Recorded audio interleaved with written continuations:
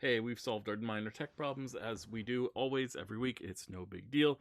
And now we're here, and we're ready to dive on in and play some games. Welcome to the Assassination of Primarch Magli Blackice. This is the cast of the Assassination of Primarch Magli Blackice. We are down one for a class and also a mishap with one's vocal cords, a minor one, but an amusing one, and I will not be sharing it. Nonetheless, we are here and we're gonna play for us, and also you guys can watch if you so desire. And that's the deal here. We've got our wonderful cast of humans. They are also cool and they do so many cool things. Additionally, they play cool characters, and we're gonna just sort of see and find out what they all are doing. Let's check in and see if we've got some beliefs for everyone. Oh. I see frowny face. I see frowny face. I see flat smile. Okay. Should I not check in and see if we have beliefs from people? Would people like their beliefs to evolve over the course of play? I just need a refresher because like my short-term memory has been like a colander and water running through a colander.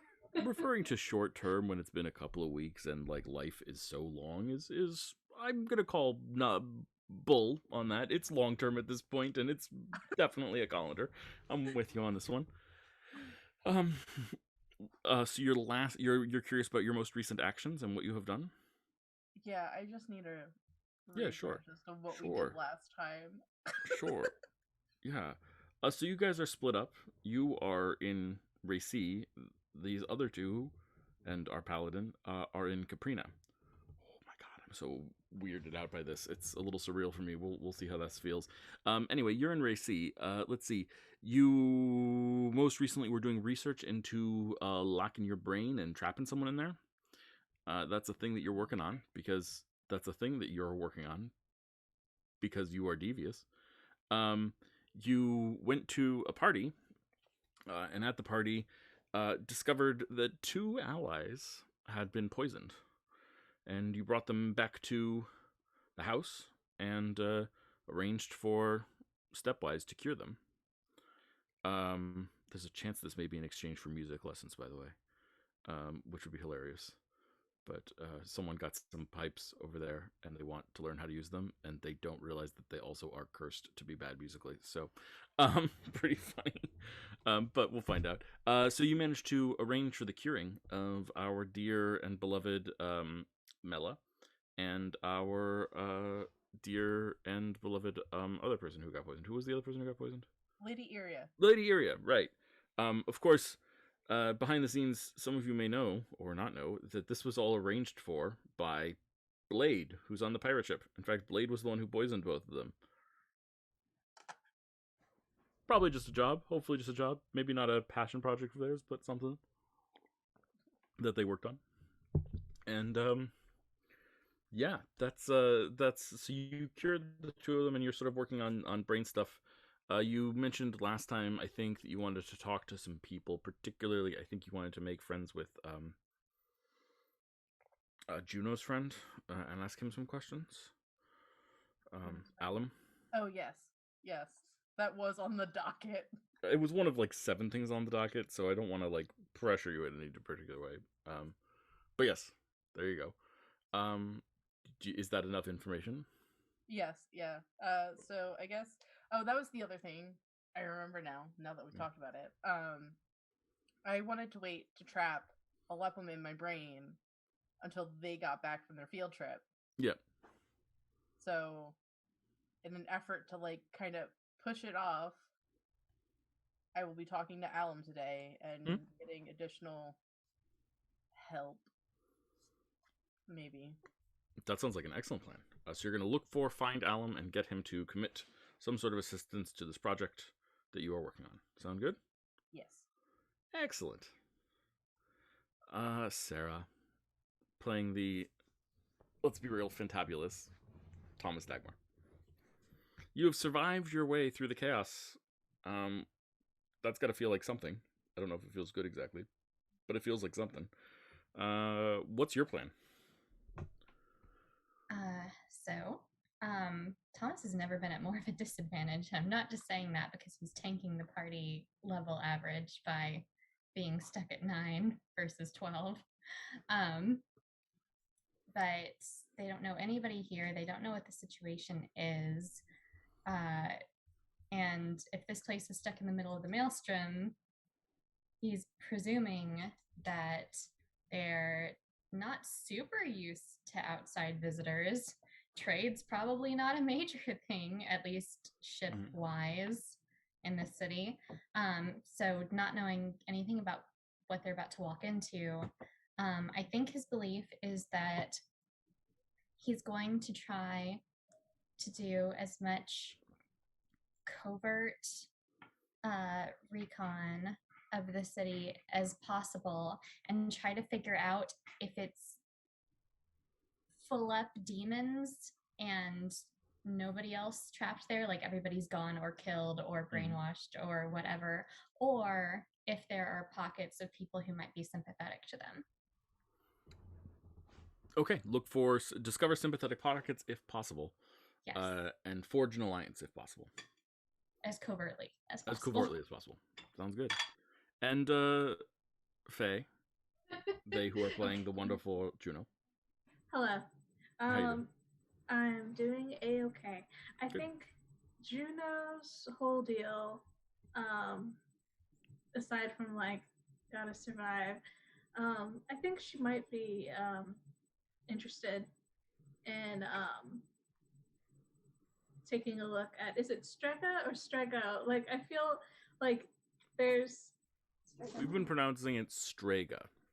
Okay, because there's a children's with book an E. that involves somebody who makes a lot of pasta, and I keep getting their names mixed up. That's okay. very reasonable. Yes. I think she would want to see if it's possible to check out her study. Check out Lady Gianna Strega's study. Yes. Ooh, fun. Okay. Okay. So you get to the other side of the maelstrom. We'll start there. Why not?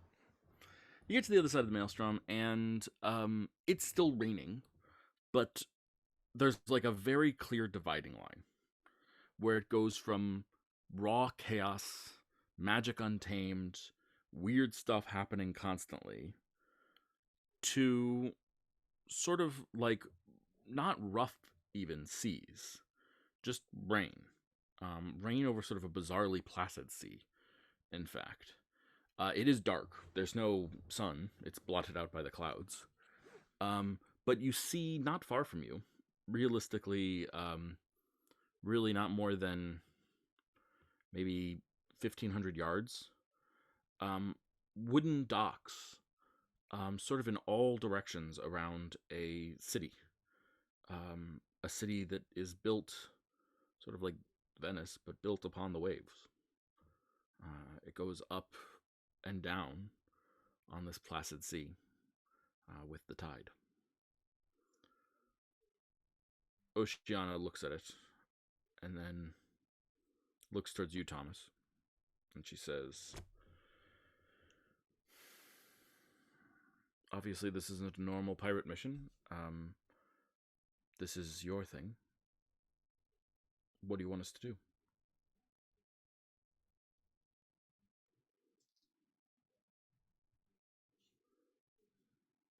I mean, if you're normally pulling up to somewhere where you're unsure of the reception that's waiting for you, what would you typically do? Go ahead and dock and let the chips fall where they may, or stay in the harbor first? Depends. They don't seem to have a harbor force. Not uncommon for people, if you're unsure of a reception, to send out someone to greet you. But I don't see any ships there. And depends on what my intentions are. You know, sometimes my intentions are violent, pirate, and all that stuff. So, like you do. You know, move in stealthily, quietly at night, and do the business of pirating. I know when we were discussing possibilities back on the ship, you mentioned scouting, and I mentioned dragons. I mean, when you normally send people out to scout, how do you all go about it? Because, I mean, do you have a way of communicating with each other? The dragons can speak mind to mind. Yes, and she taps an earring that's like a small diamond. I've got a set of them. Allow us to communicate. They're not long range, like real powerful sending stones can go long range, but we don't really want long range. We want flexibility of movement. So, they should And, cover within there's a something mile. to be said for aesthetic, after all. Not I know, barbarians. right? Ugh, those bulky rocks. Ugh. I can give you one. Yes, that'd be marvelous. Yeah. She reaches into a desk and pulls out an earring and tosses it to you, assuming your ears are pierced. Oh, yeah. I know. It's probably the least heavy thing he's worn in a while.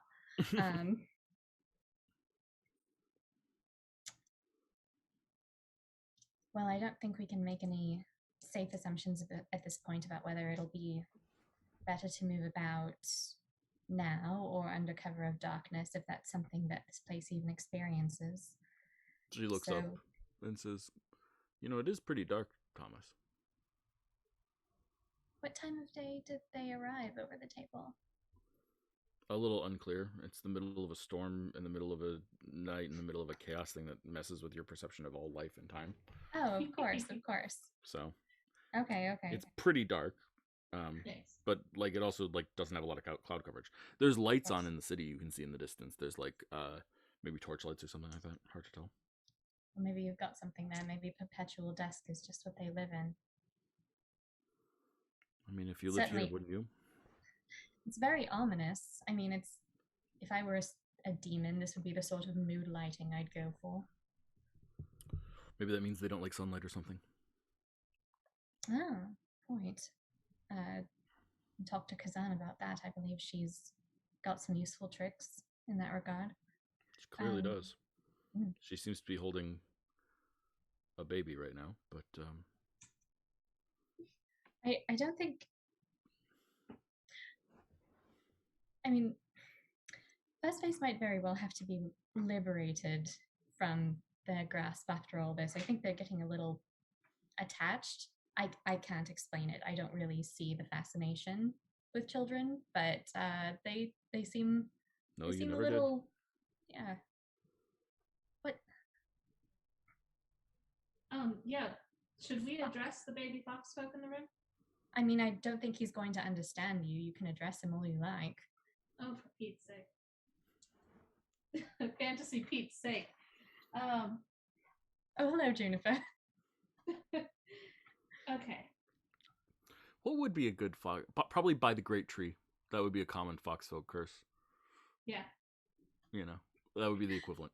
Juniper know that, though? No, probably not. Juniper would have, like, a Mellow Stepwise curse. Oh, yeah, that's Which would true. probably just be, like... Sailor curses, then. Sailor curses. Something inappropriate for... I knew Mela could party. Yeah. Well, it feels like the first step is probably dragons, then. Small light in and out. I think I've seen a couple of them regenerate. One of them did fly into a carriage, and the next time I summoned him, he was fine. So there's always that. Seems like a good plan to me. Make it so. This is your operation, Thomas. It's so charming the way you keep saying that. Again, please, if we're bolting for any exit at any point and there's something else that you've got going on that's going to complicate things, please, by the gods, please let me know. I have a feeling we'll make plenty of bank off this, Thomas. Don't worry about ulterior motives. Money is a powerful enough convincer for me. All right, well, money. Assuming we all survive this, don't let me forget to give you a birthday present either, because that's something else you've got coming too. Why don't you roll an insight check for me, Thomas?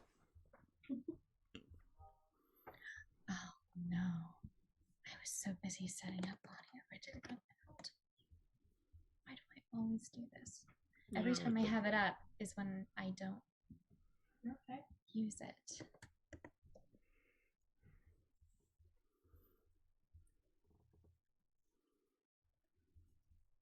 What am I getting that like makes him feel the need to dig a little deeper?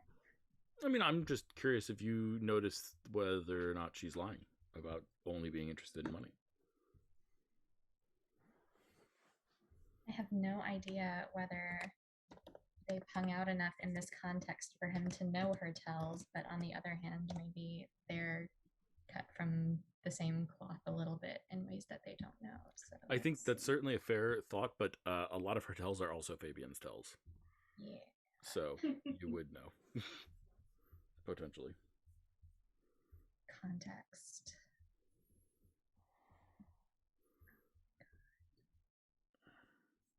I'm so very sorry.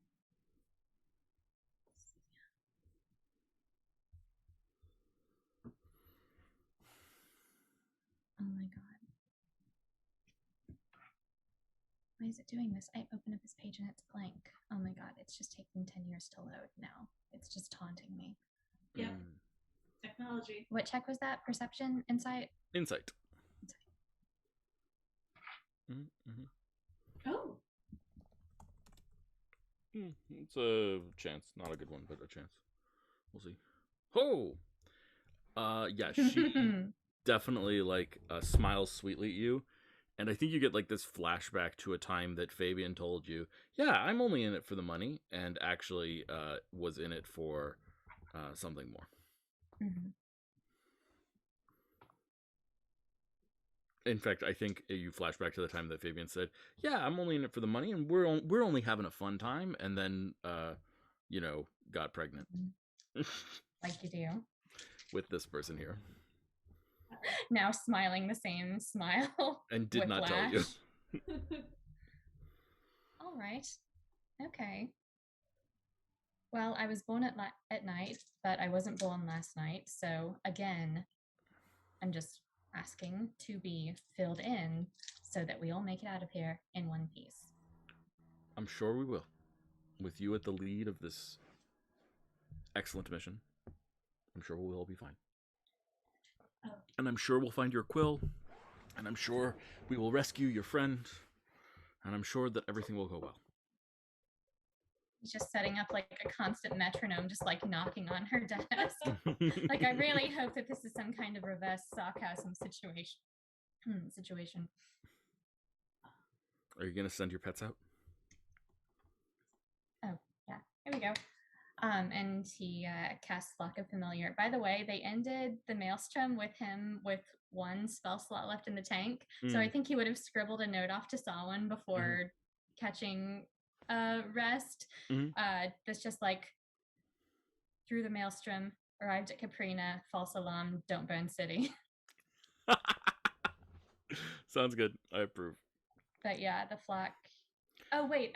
Go see Juniper. Go see Juniper. You know what to do. You know this. So you should have a bunch of tiny dragons orbiting you. Yeah. Oh. Asking for invisibility in little pseudo dragon voices. Okay, yeah, Juno's gonna cast. Well, only one of them can be invisible due to spell slots. Oh, okay. Because she's gonna save one in reserve. Sorry. Okay, that's all right. So she's Mercury then. Yeah, Mercury Prime is invisible. I got it, boss. But boss, I'll have you know, I want you to tell that daughter of yours that I resent being called a pet. Okay? Well, you were curled up snug enough on her pillow this morning, so maybe you want to tell me a thing or two about loyalty. Hey! Pillows are comfy, okay? Oh yeah, absolutely. And I'm sure it has and nothing you hog to do. the bed. Yes, I do. I also provide the fish. That's not true. You hunt for yourself. Well, I'm entitled. Shoot. Mercury Prime turns invisible and flies off to the city. And with that, let's go check in on Samhain. I think, well, let's go check in on Samhain. I think Mercury's gonna do a little bit of scouting and research and things like that. Actually, I'm not gonna check in with someone. I'm gonna check in on Juno first. And then shortly after that, while Mercury is flying around, if you have any scene you want to do, and then I think I'm gonna give you guys a short rest while Mercury is doing the scouting. Okay. So Juno, Hi. you've got some tales to tell. You met a powerful cat shapeshifter thing, and also there's now a baby fox, and someone was erased from existence. I don't know what you want to deal with. You've got a lot on your plate. What do you want to do? Yeah, I have a lot on my plate right now. I think first things first is Juno's gonna try to see like what's the deal with like who's taking care of baby fox, or if she has to. Because she's willing to, sure. She's just going to be in danger, but she also knows that everyone else may also be in danger. So it's like, tomato, tomato. So I think the answer, which is a little bit of a metagaming answer, is: do you, Faye, the player, want to take care of Baby Fuzzball, or would you prefer to pawn it off to someone else? Because if you would prefer to pawn it off to someone else, I will happily give it to probably Mirko, just because the idea of a kobold holding a baby fox folk is adorable to me. That's adorable. Shoot. But I also like added complications. Yeah, sounds good to me. So it's yours. So long as it's not like a thing where a baby is going to die. He can grow up and then they'll be fine. Babies have blood on her. Okay, good. If he you grows may up, die, or everyone may die, but the baby is not going to die. Okay, good. Even if everyone dies, the baby's going to wash ashore. Good. So Juno's just going to get that set up, and when she has a quiet moment, she is going to check the book to see if her new buddy has anything to say. Yeah, absolutely. So you made it through.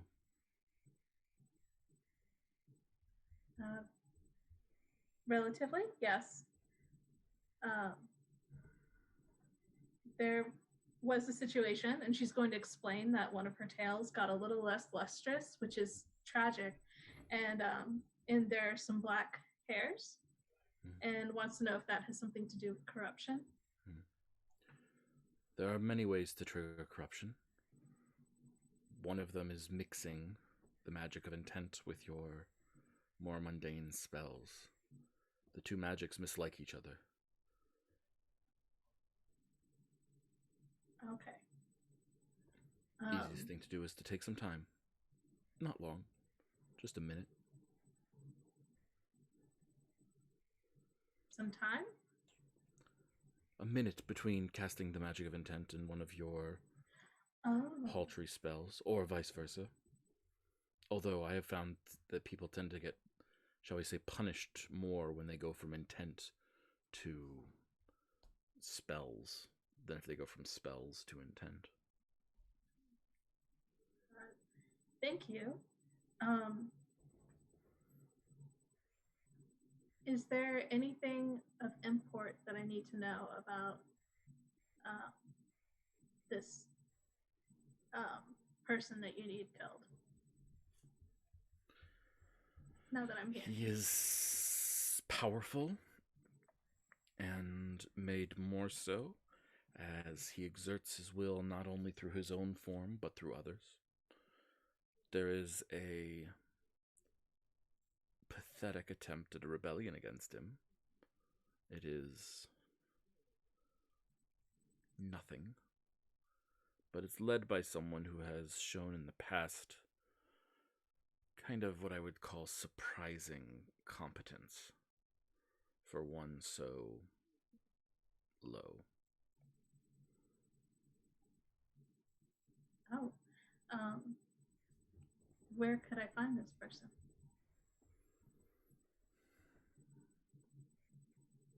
Or do you know their name? His name is Georgie. Georgie? Yes. And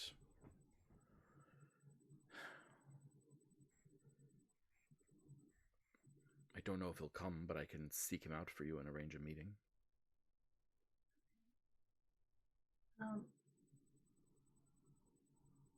Thank you. When we're on shore,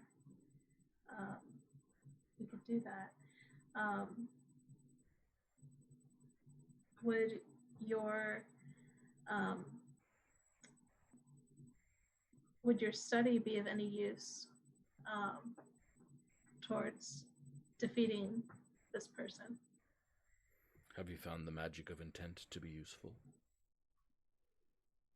Yes, definitely.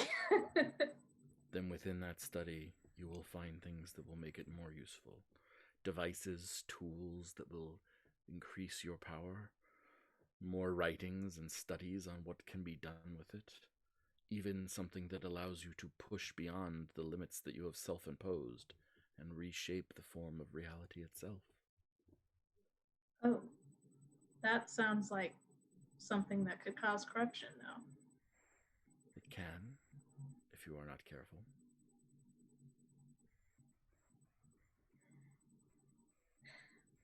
Would it be too much to ask where that study would be? Are you going to help me kill Mazatir? Just to double check, Mazatir is the person in charge of the whole place? There is a war going on between two demons, Ogthith and Mazatir. They are both in power now. No one really to rival them. And when Mazatir is dead, Ogthith will take over. Perhaps. I thought it too much to ask you to defeat two giant demons in payment for this service. I focus on my own vengeance, my own priorities, my own goals. Right. Well, Juno is of the mindset of like, well, demons, sure. Like, I think like Juno would know, like demons are generally not chill. Yeah, I think that's a fair assumption. So you know, if we want to run into a demon anyways, probably there's going to be a fight happening. So, you know, she'll deal with the moral implications of this later and agree to do it. Okay. So do you want to meet with Georgie? Yes, she would want to meet with Georgie. I will reach out. I must admit that there is a chance he will not trust me, but I will let you know what he says. Thank you. And Juno, by the way, has also already made like a full-on like baby care bag and everything. I love it. We are all set for baby fox folk. I love it. So down. Okay. Samhain, let's check in with you. And Juno and Thomas, you guys can take a short rest.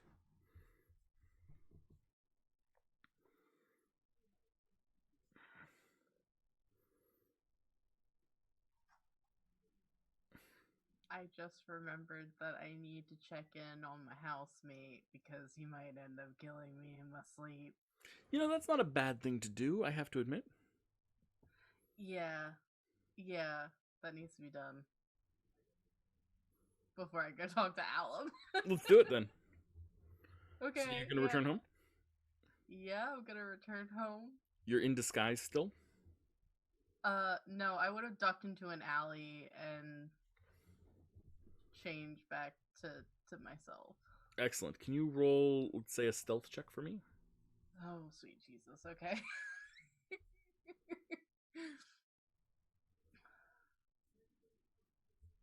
Oh, God. 22. Not bad. You turn back into your sweet self. We see, oh, it's such a nice change of pace to return to Samhain's face and form. Uh-huh. No more lizard folk. It's exciting to see Samhain on screen for me. I just like Samhain. And you return home. Yeah, I return home. Looking for your friend. Uh-huh. Yeah. Okay, cool. So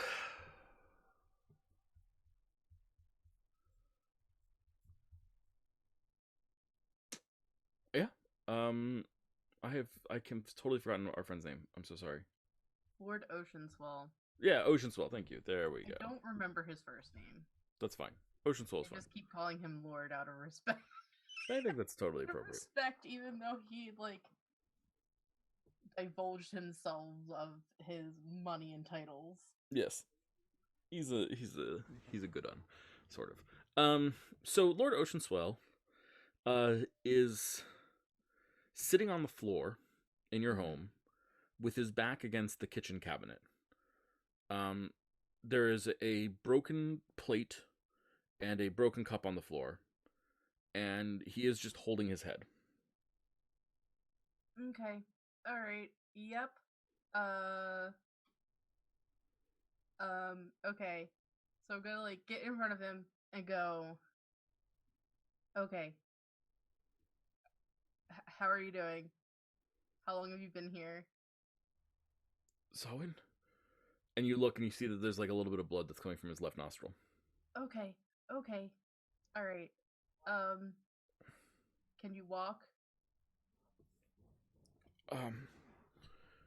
I can try. Okay. Can you roll an athletics check to get him up? Oh God.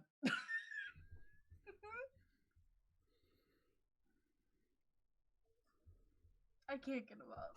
Yeah, so he like starts to get up, and then like falls and collapses in your arms, and just sort of lands on you, and like starts like he sort of pinning you to the ground. Oh, ow, ow! I'm sorry. Ow. Nope, it's fine. I'm gonna untangle us and and I'm just gonna like do the mind thing and then go like up to Masha in the mindscape and go, I'm sorry to have to do this again. Can you just have a runner send the tea mix to my house?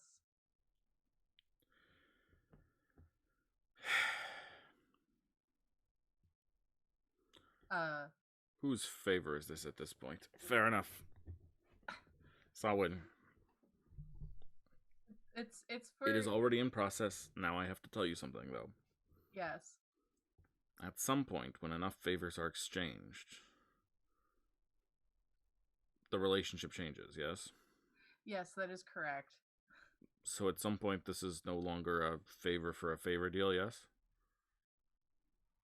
Yes. Okay. I'm not going to say it.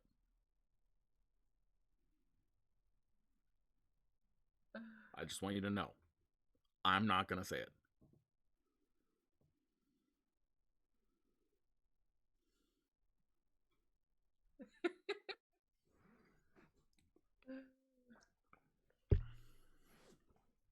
Is this you wanting me to say it then? No. Because you refuse. No, absolutely not. Okay. If you say it, I will curse you so hard. I would ask if you really mean that, but I know you mean that. Good. But Is the Lord okay? yeah, that's the reason for asking for the tea. I don't know how long he's been like this. I don't know when he ran out. Some of my ingredients were missing. He must have showed up and picked them up from the imposter, and she didn't know how to mix it like an idiot. I hate her so much. Who was it, if you don't mind me asking? Do I need Her name is Leona, and she is dead. Okay. It wasn't that. It wasn't slow enough for me, though. Okay. All right.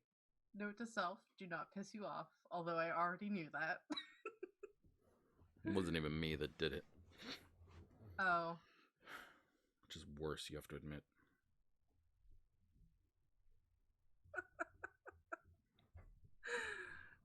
Okay.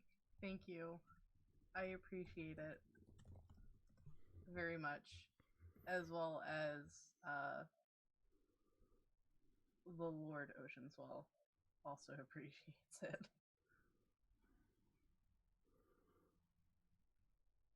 And you get a knock on your door.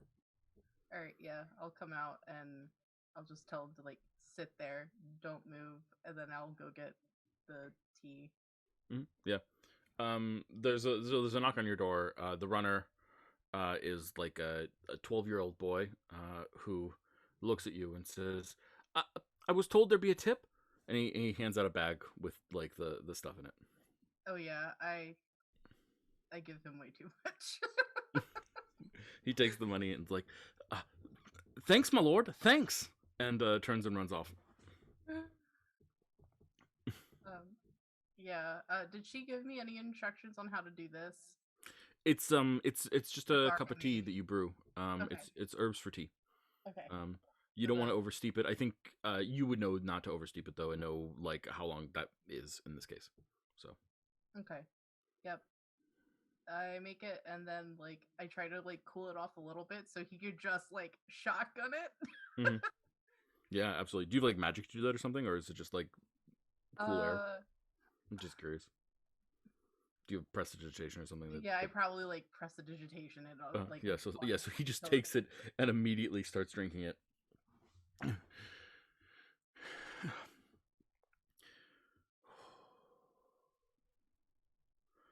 Why didn't it work? Yeah, so I'm just gonna clap my hand on his shoulder. We're gonna give him, I'm assuming it's a new day, right? Yeah.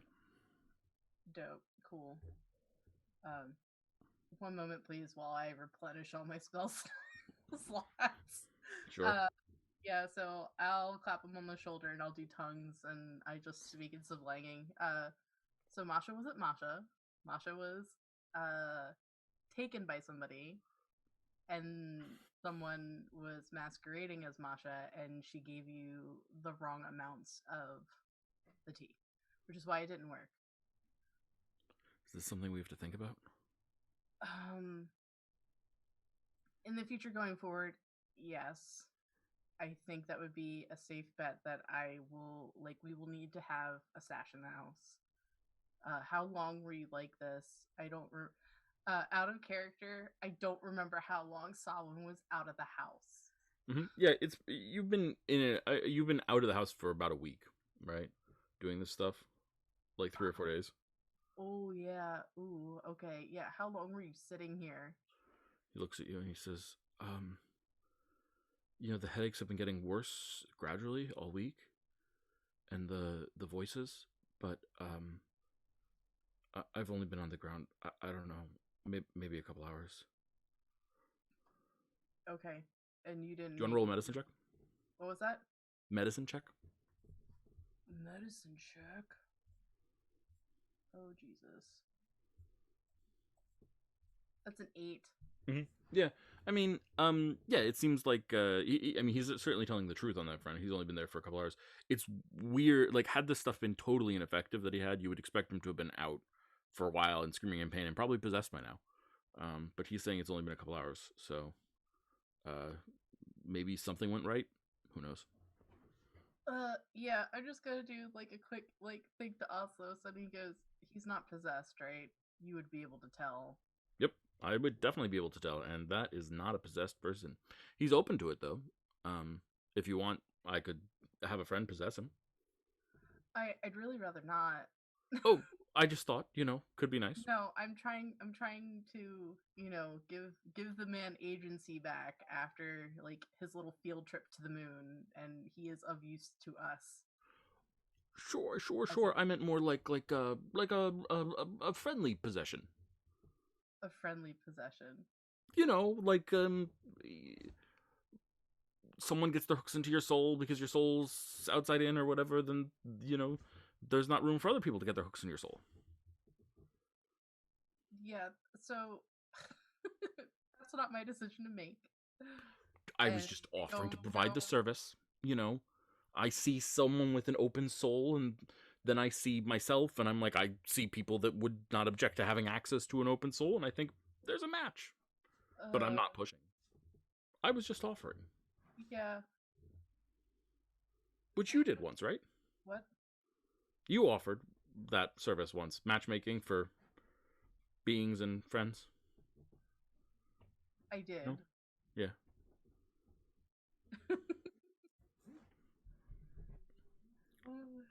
I did, and then I thought the better of it.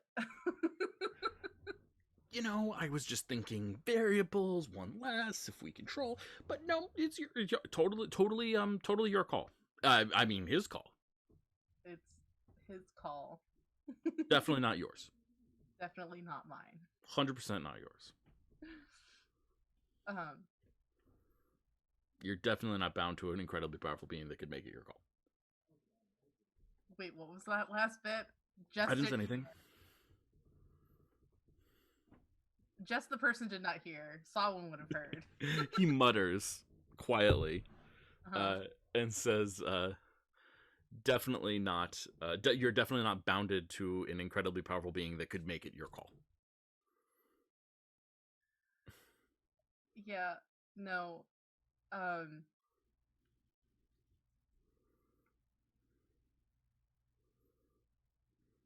feel like if you end up making it my call, our arrangement would have to be forfeit. That's why I merely offered. After having somebody take away my agency, I am not very keen on having that happen to somebody else. Did I take away your agency?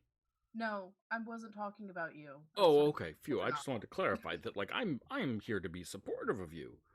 I want to take your agency and elevate it to the next level. God, he's such a fucking car salesman. Yes. Yes, he is. I love him so much.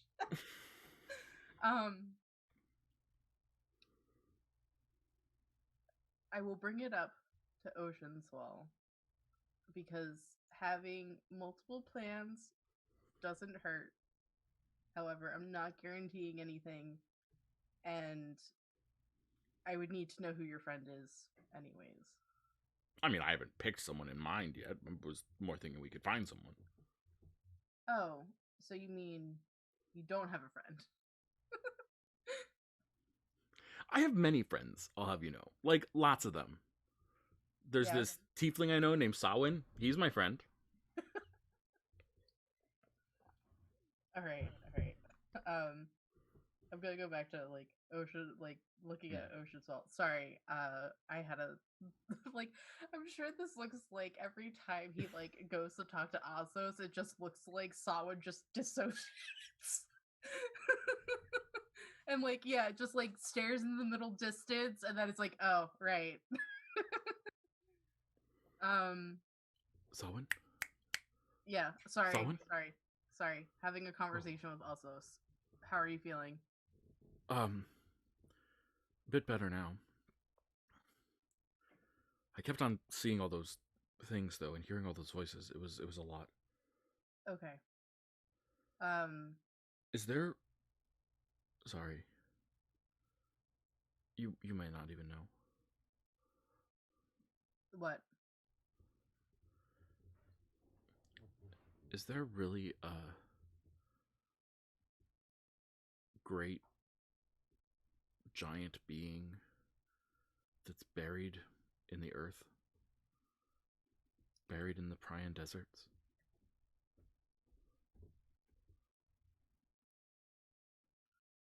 A great being buried in the desert? Yeah. Oh no. I'm sorry, I kept on hearing it. It didn't really whisper, it more like grumbled. Like it was waking up or something. Did it give you its name? What? Did it give you its name? It didn't really talk, it seemed like it was just waking up. Okay. Oslos? Yeah. Sound? Is that one of your friends? You know, friend is a strong word. I don't really, I don't toss that word around casually, you know. That's, it's a strong word. Okay. Is it who I think it is? And then I just, like, make an image in my head, because, like, I know he's told me about saying, like, one particular name. It's like... Yeah. I, don't know. While I'm here, my senses there are not fully there, because there's a there. If there's if there's someone there that one is trying to avoid, then you don't always want to go there to extend your senses there so that they know that you're not there. Yes. Yeah. So like I make the image like I make an image of in my head of like I make like a little sand temple and then like I have it like I make the image of it being destroyed. Is like, is that who I think it is? It could be, I think, but I don't know. No, you know. Okay. Would your sister know?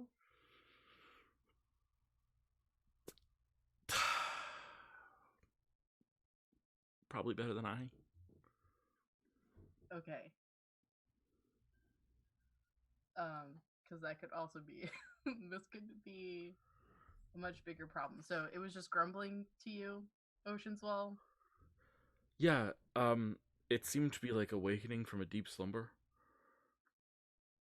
and every time it grumbled, the earth shook. Okay. Alright.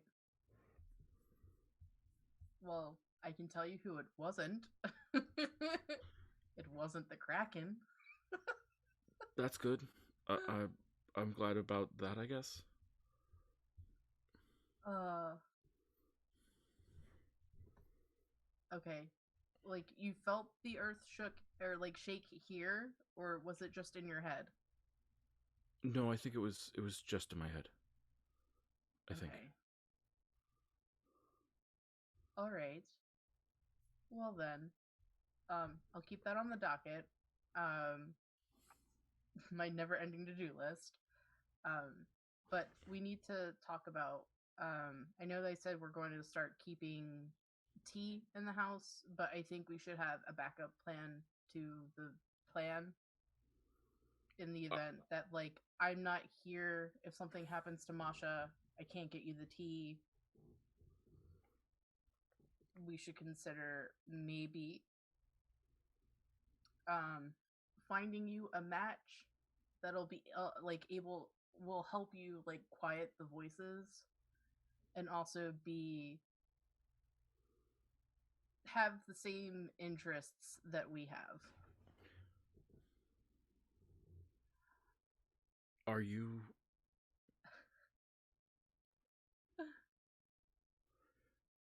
What? He's like befuddled because this is a total 180 from his perspective. What? Like you were. This was like you were like don't talk to these things, avoid these things, be nothing, right? And that, so he's like, this is like such a 180 from his perspective. He's like, what? Like he must have heard you wrong. With the information you just gave me and with me having been out of the house and not like physically here to watch you and make sure you're okay, I don't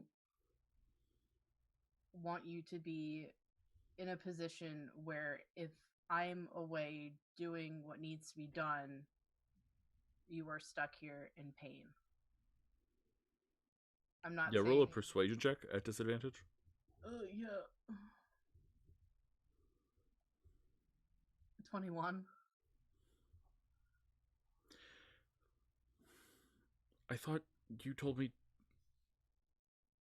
Didn't you tell me not to get involved with them? I did. Um But now you're changing your mind.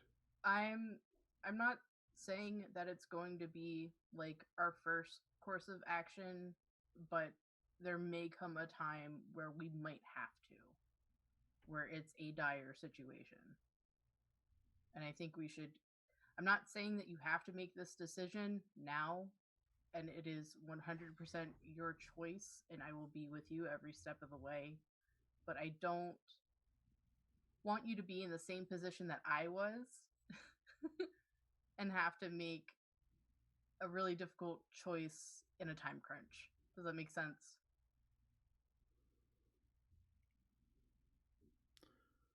I admit that I am trepidatious, but if you think it's the right call, Sawin, um, I trust you. Well, I'm not gonna. Again, it is your choice to make. I'm just saying no, that but we should keep when I it. make a choice, I have to base it off the information that I have, and the only people I've met who could help me make a decision like this are you and Masha, and she scares me, and you have proven multiple times that you do have my best interest at heart. So if you tell me this is the right thing to do, I will um find a way to be courageous enough to do it. Or like it doesn't have to be matching you up specifically with someone. We just maybe need to figure out a way to give you a break from the voices, because like I said, I have not been home as much recently. I mean, the team was working great until an imposter. So, I, look, I'm gonna consider this and think on this before I That's give you a fine. That's final all I answer. want. But if you think that there's something that might work, then I'll consider it. I'm not saying yes. That's fine. Um he was born in Chalestra, right? Yes. Okay. Um how do you feel about Yemis?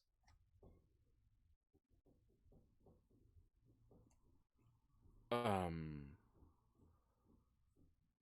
Sure. Yeah. I'm good with Yemis. Just to be honest, well, I mean, my local temple was Sinanar. Your local temple was Sinanar. Mm-hmm. Okay. Um okay. I'll keep that in mind. Um there's some other things that I have to do today. Are you going to be okay if I leave you here at home to recoup? Oh yeah, was gonna. I've I've taken up knitting. I just find that the repetitive action sort of calms me a little bit. Um, and I typically like divide my day between knitting and reading, and trying to stay calm. Uh, Madam Seasworn encouraged me to start meditating a little, so I've been doing that too. But And you're still quieting. doing our practices, right? Yes, of course, every day. Okay. Um, here, let's get you up off the floor. I'll get you set up in bed. I'll bring you food, and more tea. There's a And I just want you to rest. there's a couple of chocolate babka in the cabinet. If you could bring me one, you could have one yourself. I picked them up. What is it? Chocolate babka. Chocolate babka? Mm-hmm. It's like a pastry. They're a local delicacy. Oh, that's right. You're not from here. It's like a flaky bread chocolate thing. Do you Okay. like bread? Yes. Do you like chocolate? Yes. Do you like cinnamon? Yes. It's like that. Okay. All right. I'll bring it with your tea. So I get him set up, and I tell him I won't be gone more than a couple of hours, and then I'll be back in the house the rest of the day. Okay. Thank you. I'm so glad that you checked me. I was just gonna keep on drinking the I guess the bad batch of tea. Yeah. When you're feeling better tomorrow, we might need to just take you to Masha's just so she can make sure you don't have any type of. Of course. Um, I've gone there enough now to not be that scared of her. It's fine. I'll still come with you. Thank you. I really appreciate it. She's Sorry. in a mood. She's in a mood since Yeah, she's been clearly. back. Doesn't surprise me. All right, cool. What I'm also gonna do is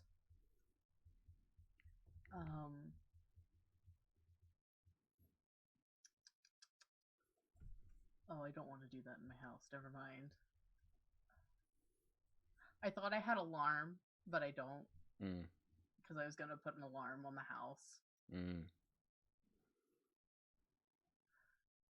Oh, hang on a second.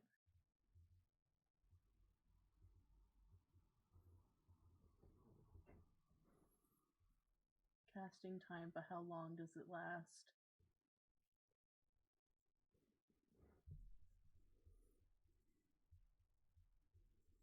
Okay. Yeah, so I have guards and wards. So Nice. I think I'm gonna take like 10 minutes and do that to like the inside of the house. Powerful, effective. What was that? Powerful and effective. Yeah. So I just tell him to basically like not leave the house until I come back, and then I'll like dispel the stuff. Yes, that I put and I on think it. like a little bit of his lordiness comes in, like just a little bit, like in that way that like when you're sick, you sometimes want someone to baby you a little bit. So he like you bring him the chocolate babka, and he says, "Oh, can you warm it up?" And then like the follow up thing is, "And can you get me another pillow?" Yeah. You know, it's not a lot, but it's just it comes out just a little bit that he's still No, got yeah, some of those that's bad a lot. habits. I mean, this man's had a long week.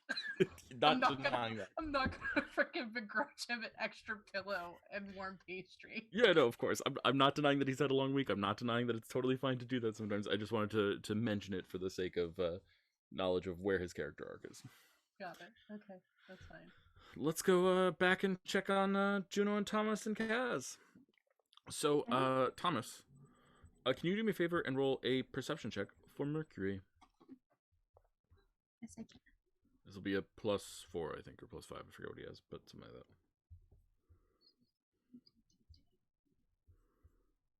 that. Ugh, it's an 8. Okay. So Mercury comes back. And I think as he comes back, he turns visible. Like he spends the whole hour out there. You guys have had all of you. The pirates took a short rest. There's a little bit of like passing of passing of an ale jug around. They're not actually drinking like a party or anything like that, but there's a little bit of like, we survived that. We're booze now. A little bit. He comes back and lands on the deck, and as he lands on the deck, you can actually see like I think the spell sort of flickers out, and then he appears. What about the other dragons? Yeah, they'll get their turn in a second. Okay, I was just wondering. Okay. Yeah, I just wanted to start with him. And he lands, and he looks at you, and he says, "Boss, it is raining hard out there, and it's hard to see much, but I can tell you what I got, and we coordinated a search, so I'm sure the others will be back soon. I just I tried to do some interior searching because I got this invisibility. I figured I might as well take that, and so they had to cover more range than I did. And as he says that, you see the rest of the flock returning. And from that perspective, I would like you to roll a perception check for Mercury's doubles at advantage. And they share one roll because that is their pay grade, right? Well, they get it at advantage. They help each other out. God. So that's a 19. Awesome. So if you have any questions about things that can be visually seen about the city, I will give you, with 19, I will give you 5 answers. Okay. Anything you want to know about the city, and yes, you can confer with your other players if you have other things that they want to know.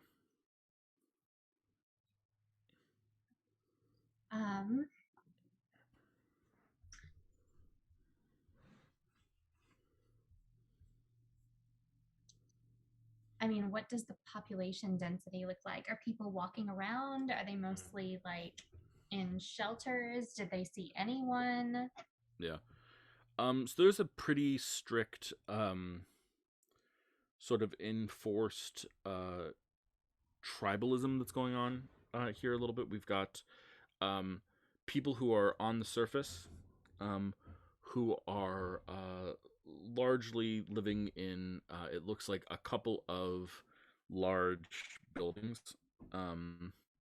that are like warehouses or storage places, it looks like.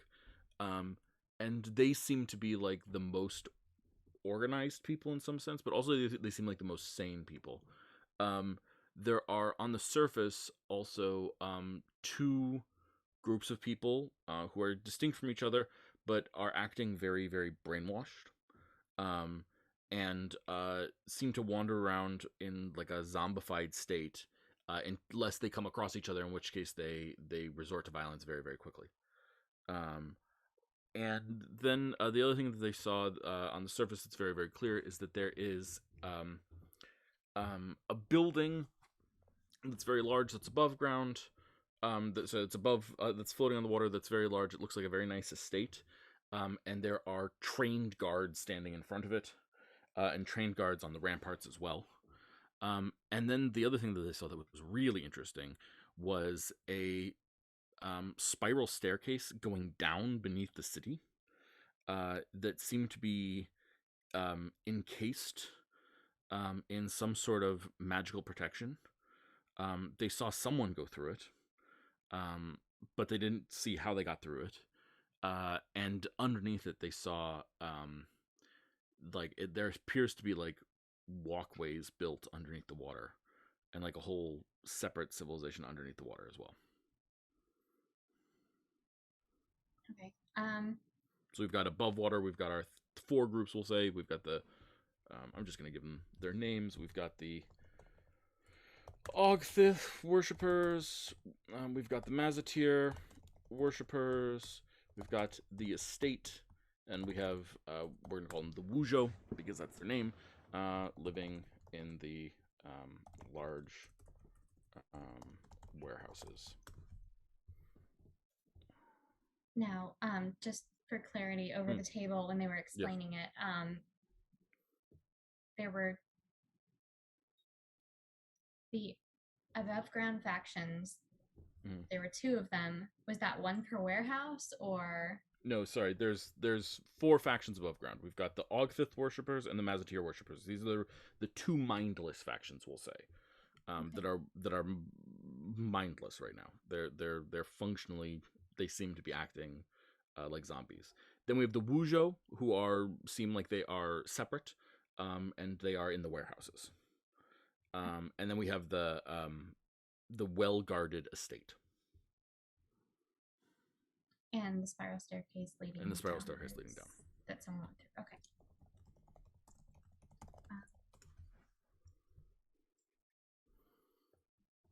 All right. I think while Mercury is conveying this, he kind of asked Oceana via the earring. I remember just, in passing before we hit the maelstrom, you said mer people were real. Do you know if they're in the habit of going above ground on legs whenever they please? Because apparently the dragons saw people go down a spiral staircase into some water. Not to my knowledge. They don't walk. They have flippers. That's so cool. I'm sorry. Thanks. Okay. So the second question,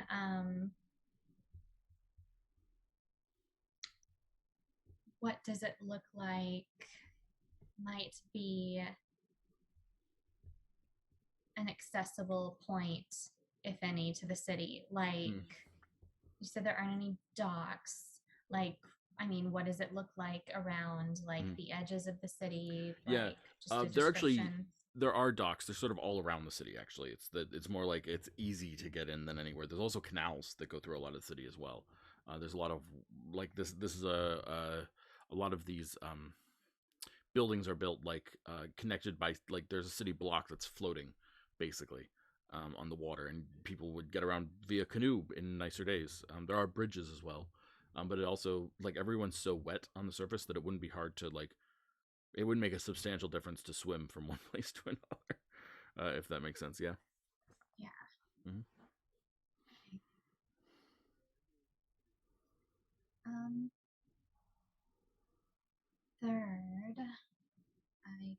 guess.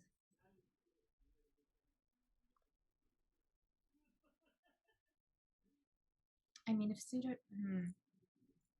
I'll have to pull up the pseudo dragon stats really quickly while I'm doing that. I suppose, what did the guards or anything else they saw that looked vaguely threatening, what kind of weapons did they have? Did they see people using magic? Like, They did not see anyone using magic. They did see the only magic they saw was the magic protecting the spiral staircase. The only and the guards seemed to be using mostly halberds or glaives, right? They have weird devices on their hips that the dragons describe as like an L shape.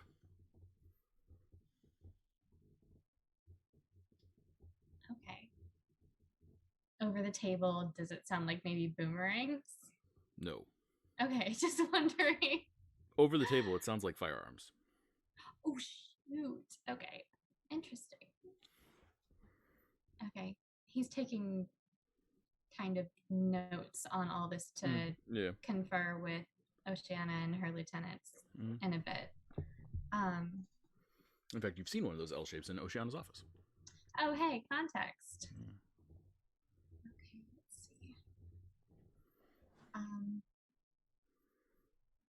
There are also daggers, I'll say. There's a fair number of daggers and knife forks and things like that. Swords, blades of various lengths around in general.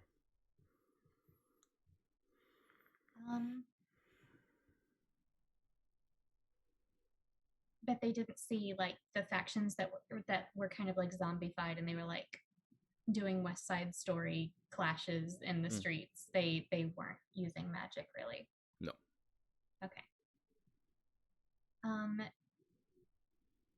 Did they smell anything distinctive, like via like keen senses or whatever? Absolutely, yeah. I think both of the factions of zombified people, both Magther and Ogthith, have like distinct scents. One of brimstone, and then partially of, and then one of them smells partially of lemon, and the other smells partially of ham. Ham? So they're both ham, like cooking ham.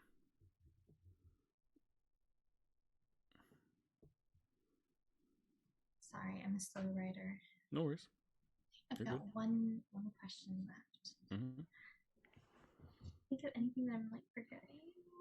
We already asked like good places that we could dock and everything. Yeah, it's basically gonna be a watery approach no matter what. Yeah, it seems like a lot of people in general have pushed towards more inside the city, so there's a lot less people on the outskirts of the city, so docking is not going to be a problem for you. If it's a city of demons, have they seen any demons? I mean, I assume demons can wear people suits, but well, I mean, shape-shifting and stuff. Fair enough, I get you. I'm with you. Is a person or 3 demons in a suit? I will give you for free. They did not see any demons. Had they seen any demons, they would have come back and said, "There's a demon, by the way." I'll add also for free that the people on the surface seem poor. Yeah. What did the person going down into the staircase look like then? Yeah, definitely wearing substantially nicer clothes. Wearing like rings and ornaments and jewelry of various sorts.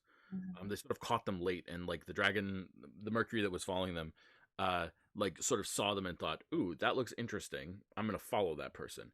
And they followed them and found the staircase, and they saw them go through the magical thing. But what they were doing on the surface or why, a little bit hard to tell. I know that Mercury didn't get very far in his quotation marks interior search, but I guess my last question for them is just going to be regarding the big building. Did you see anything interesting through the windows or anything? There was a room, it was barred, which it was why I looked at it. It was the only window that was barred. and it had smokestacks coming out of it. There seemed to be someone toiling inside.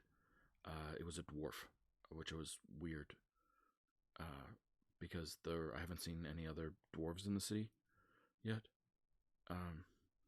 But he seemed to be toiling inside and was engraving something on something. It was hard to tell what, because the room was sort of thick with smoke.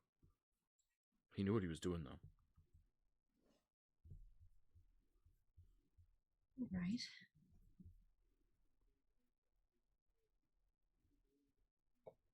So Thomas is like relaying this to Juniper, and I guess if there's a way to like do like a super brief time skip, Yeah, go and for it. actually fill Oceana in on it too. Sounds good. Yep, Oceana gets all this information.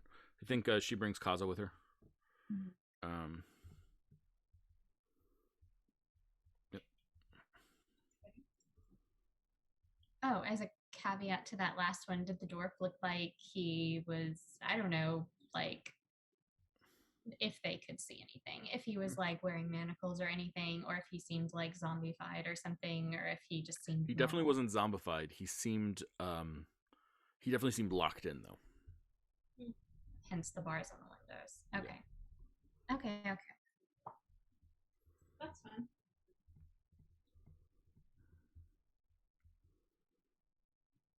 I think for the sake of clarity, your notebook that is by Lady Gianna Strega vibrates. Yes. Oh, okay. Hold on now. You're getting a call. She doesn't say y'all, but you know. Yeah. Wait 1 sec. So she's gonna flip open.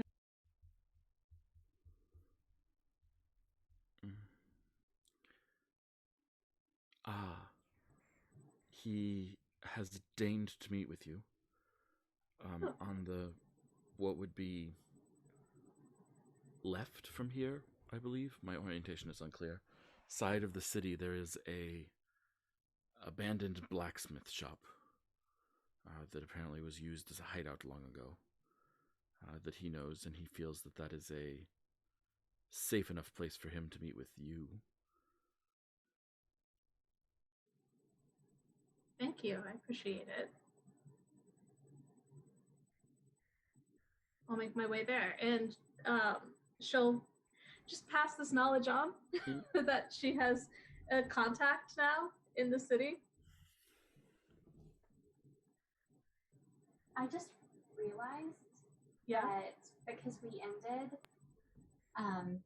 that session with Juniper deciding to make that deal, Thomas and Kaz never really reacted to that, so I'm not really sure. Yeah, so they don't know about that. I even think more than that, they don't know. Yeah. Okay. Yeah. Okay, so if Oceana is still there, she'll kind of look at Oceana, be like, how much bullshit can I get away? I can't get away with it. So she's going to say that she has a contact in the city, and they're willing to meet with her. Since bloody when? And is this your friend's doing? The one you talk about, the Alum character? No, it's not Alum. It's, another friend. And she's going to cast telepathic bond with Thomas and Kaz and be like, okay, so maybe I made a deal with the book after all, and we're going to be killing the demon, but we're also definitely going to be getting the quill. It'll be 100% a thing. But having a contact in the city is good. Do it in. Thomas is smiling and outwardly saying, well, that's very fortunate. And inwards, he's saying, we literally just had a conversation about not making deals with anything when we get to this fucking city, and we can't even make port before you're talking to a possessed book. Juniper! I've talked what to would Counselor Stepwise say? Before the maelstrom. And actually, real quick, is it okay if we segue just for a quick second, just to make Mela's stepwise suffer a little bit? Okay. I was wondering if, just before this, if Juno could have caught stepwise up a little bit by casting Sending. Sure. And if she could have just very briefly been like, hey, Mom, made it through. Shoot, darn, shoot. Anyways, what did baby foxfolk eat? Don't freak out.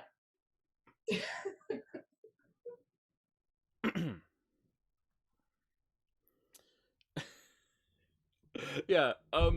So let's see. How does Mela respond to this?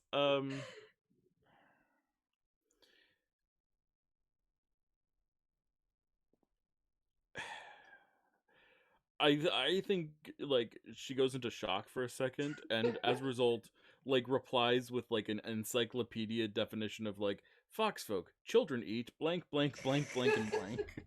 You know, just like replies that way in like the most like studious way possible. And informs you, you know, basically they're mammals, and they're mammal young, so they'll eat, you know, baby food and various things like that. But she says it in the most clinical way possible. Awesome. So when Thomas says this to Juno, just a quick flashback to that, and then flash forward. I think we get a shot of Mela like just having been uncursed like seconds ago, and then like this comes in and she just starts hyperventilating on the couch. Poor stepwife. And Juno's like, she's fine. She's caught up. Because it seems, based on Samhain, she would not be fine with that. Well, the important thing is we made it through the maelstrom. Oh, is that the important thing? Okay, so this is a whole silent conversation. Just yeah, Thomas is just like... She's just looking over. And Jim is, well, anyways, we have an advantage now. So that's good. And she says this out loud. I won't hesitate to take advantage of something. Do you trust this contact? No, not at all. Do you know this contact? They're a contact through another person that I... And you have a meeting location and time? Yes. Well, let's not be late. All right. It'll be totally fine. Don't touch me. No, come on, Thomas. Okay, anyone got a high passive perception score? I think Thomas does. Yeah, I have 21. Okay, yeah. Thomas, no one can get something over on you. Of course they can't get something over on you. As you come back, you notice that one of the small side boats that you used to go out on missions or whatever is missing, and Blade, as are Blade, Song, and Iki.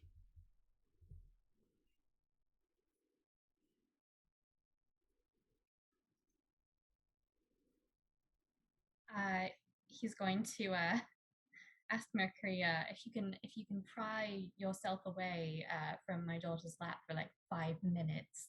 I'm just saying, she treats me really well. I get petted and treats. She's got better nails for it. Can you could take care of your nails if you wanted, Thomas. I don't have time for that. I have to save the city.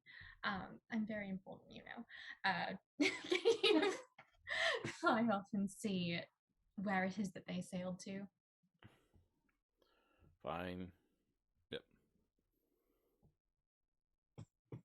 He flies off. And I think with that, Oceana just walks over to a boat and has it lowered down to the ocean with you guys in it. And I think yeah, she'll come with you. There'll be the 3 of you. Oh. Kaz is staying with the boat? Ship.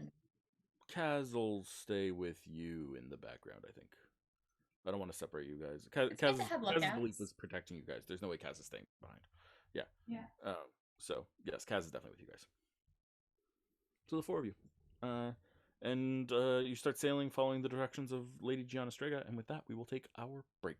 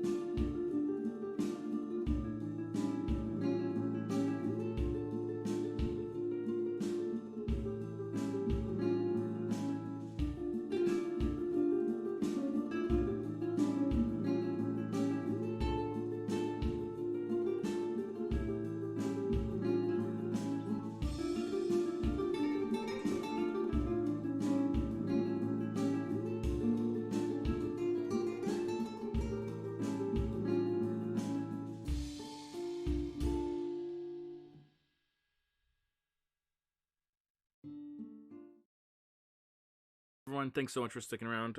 We needed a quick water break, and I needed a slice of bread very badly. As always, I like to take a moment here at the top of the second part of the show to just say you, yes, you, are probably in a position where you are able to hang out and watch a show online. And that means that you have some degree of privilege. And I would encourage you to look around the world and see if there's a way that you can use whatever it is that you are and or have to support people who are less well off than you. There's a lot of ways that that can look, right? One of my favorite to always recommend is look for someone who's where you were a year ago. I know that one of our fans, who watches a lot of these shows actually, is a 17-year-old, and they were telling me that they were helping a friend, not someone they don't even actually know, but they've become a friend originally, to do their chemistry homework. I think that's swell. I think that's a perfect example of this. Go find a way to help people. It's one of the true good things that you can do. Support and aid. As always, I also like to take a moment to remind you that there are other shows on this channel. Yes, this is one of 3, in fact, shows on this channel, and all 3 of them right now are taking place in the same damn world. And sometimes they hear about things from other problems of other parts of the world, and they're like, oh god, how do we deal with this? I'm like, well, someone else will probably deal with it, maybe. Or maybe it'll become a problem, and then it'll be like a huge thing where we can have a massive crossover episode or something. I don't know, that'd be fun. We'll see how it all works out. Anyway, yeah, so we've got 3 shows on this channel. We've got one on Thursday mornings, which is awesome. They just survived their dungeon crawl fight with an epically powerful shaman who tried to disintegrate them multiple times, and they still came out on top, including a natural 20 on a save against a disintegration way that would have immediately killed our wizard. Very glad that she survived that. Very, very glad. Not sure everyone is glad that she survived that, because she is a blood mage, and that is scary. Nonetheless, that's that. Then we've got this show, our show of political intrigue mostly, although right now they're on a voyage to the lost city of Caprina.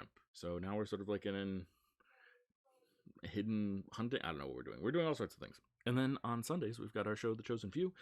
They were our high politics and stealth and sneak and game on Sundays in Kava, but they have left the Kava and come to Ray C. And now they're causing all sorts of problems that these people are going to have to clean up later. So, you know, we'll see how it all goes. Including, just as an example, they brought someone to Ray C who tried to assassinate some of these people's allies. And then these people had to cure that person. And just... Although, let's be real, honestly, that's Thomas's fault. It was his daughter's employee that did this. Okay. Anyway, back to it. So, you guys sail via rowboat into the city, down the city streets, which are filled with water.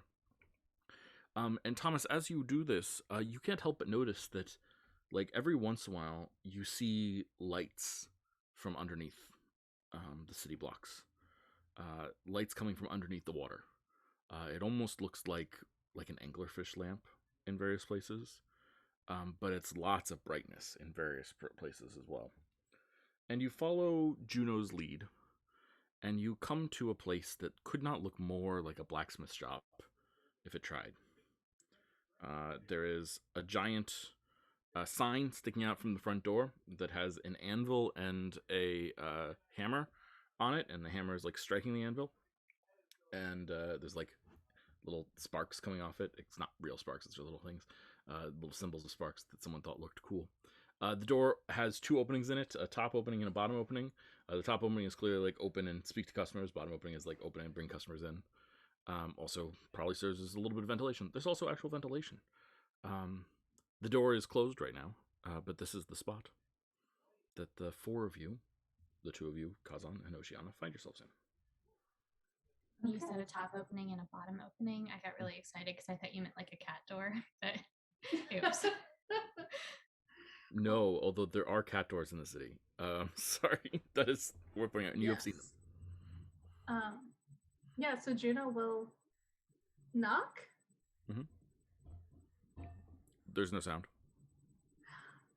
Try the door. It unlocks. It's open. Okay.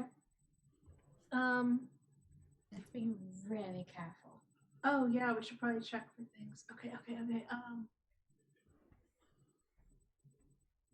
She is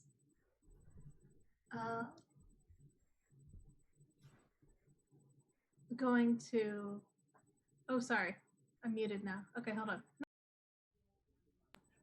Okay, she is going to detect magic. Mhm. Haven't done that in a while. As a ritual or cast the spell?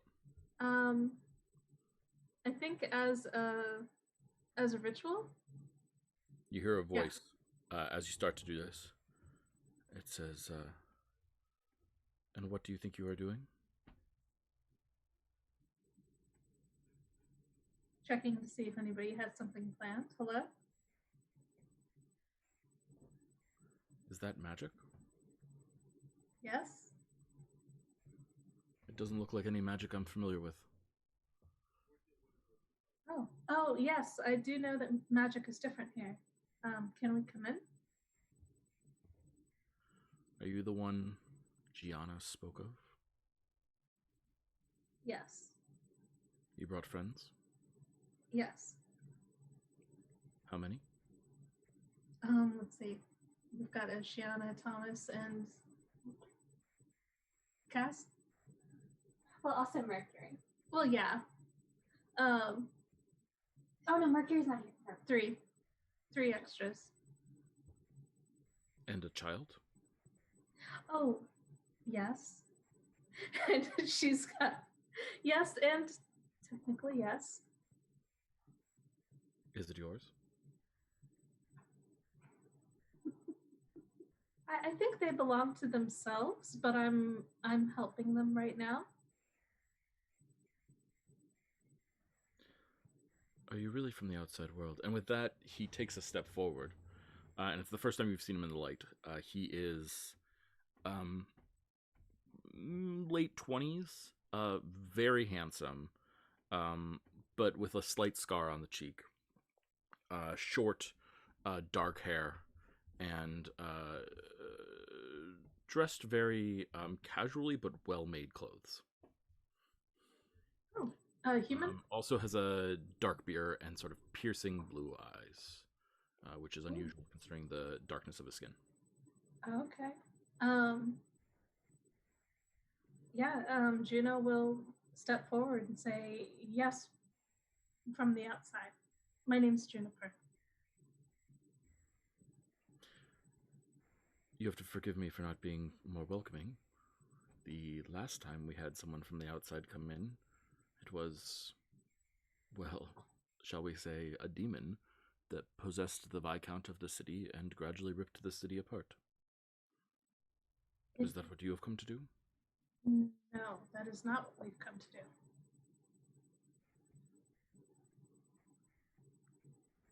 He looks at you intently. Says, do you mind if I perform a slight test? What kind of test? I wish to read your aura. Oh. That'd be interesting. Yeah, go ahead. How would you do that? He smiles slightly and reaches down into a pouch and pulls out some dust that he's made, kind of multicolored. He starts crunching it between his hands and taps it to his tongue and then spreads it above his right eye and his left eye, and then reaches into another pouch and pulls out something that looks very much like red powder, and just sort of, it shouldn't make you sneeze, but it makes some people sneeze. And he just sort of tosses it at you, and like this sort of floats down a little bit like shavings underwater, and covers you. And he closes his eyes and he looks at you. You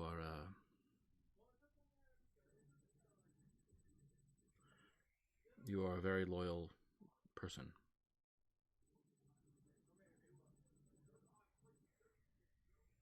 Thank you. Do not trust Gianna. She is a I would curse here, but it would be grossly inappropriate, and I can't find myself bringing myself to do it even now after everything she's done to me. But do not trust her. She is not a woman anymore, but a creature, and of vengeance at that. Well, it seems like the demon she wants to do away with is one of the ones that's hurting all of you, correct? Yes, did she tell you that she brought it here? No, that's new. Yes. Yes, she brought it here, used it to possess someone so that she could have a merry little war with another demon, and then only really wants vengeance against him, not because she doesn't like what he is doing, but because he betrayed her to do it. Yes, I knew that it was personal. Of course, it's personal. Everything's personal with her. Did she tell you about how she sinks her fingers into young spellcasters, offers them great power, tantalizes them with potential? She hasn't told me as much, but I have a feeling that she does that. One of my best friends in the world was her former apprentice. Oh. She was better off when she was strung out on drugs, honestly. Her name was her name Camilla? Yes. I'm so sorry. Thomas, you can come out. And a man walks down the stairs who inconveniently has a similar but not the same name as Thomas. His name is Tomas. Not kidding. He walks down the stairs. Confused. And he is wearing something that looks akin to a uniform. And he comes down the stairs, and you see him slide one of these firearms into his belt, seeing it was trained on you.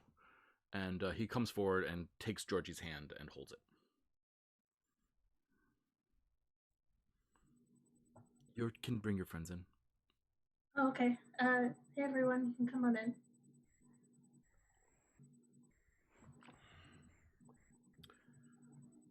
I'd welcome you to Caprina. I guess I'm the only one here on the surface that can. Sort of. Or at least will.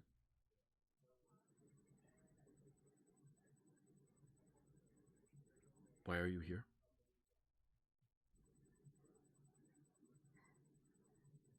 Well, a friend of ours is in a bit of a bind. Really? Mind that you came here? I'm trying to Really? be diplomatic, Thomas. A bit of a bind. I wasn't trying to. That was not a pun. We're going to talk about this later. Okay, we have a friend who is in deep pain. Sorry, hold on. Before we get there, your name is Thomas? Thomas Dagmar of Racy, cheers. Georgie of the Wu Show, former Aisha. Thomas, this is Tomas. Tomas, this is Thomas. Tomas, Juno, Tomas. And just judging from things, I'm going to say that that's Kaz or Kazan. I'm uncertain which, and that'll be Oceana. And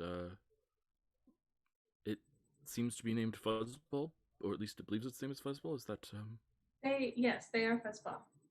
Okay. Thomas leans down to Fuzzball and says, yes, your name is Fuzzball. You're welcome. Are they... Fuzzball sneezes. Oh, is it cute? It's really cute. Oh, Real quick question. You can detect our names and everything. Is Fuzzball here? Do you know if they have like a higher intelligence than they should have as a baby? No, I don't know. Sorry. Okay. I read you. Oh, so that's how you got the names. Yes, from you. Okay. Your aura is tied to all of them. Yes. Well, as I was saying, our Thomas's friend is in a bit of trouble, and the only thing that can help them is possibly here. But it seems like you all have some problems as well. So you're looking for something? I can't help you if I don't know what you're looking for. and I can't judge a fair barter price if I don't know what you're looking for. How much Well, do if we're speaking of barter, it's good to know where we stand. I'm told it's a powerful artifact. A quill sort of situation. I need it to, as Juniper explained, remove someone from a situation of captivity and torment. Roll an insight check, please.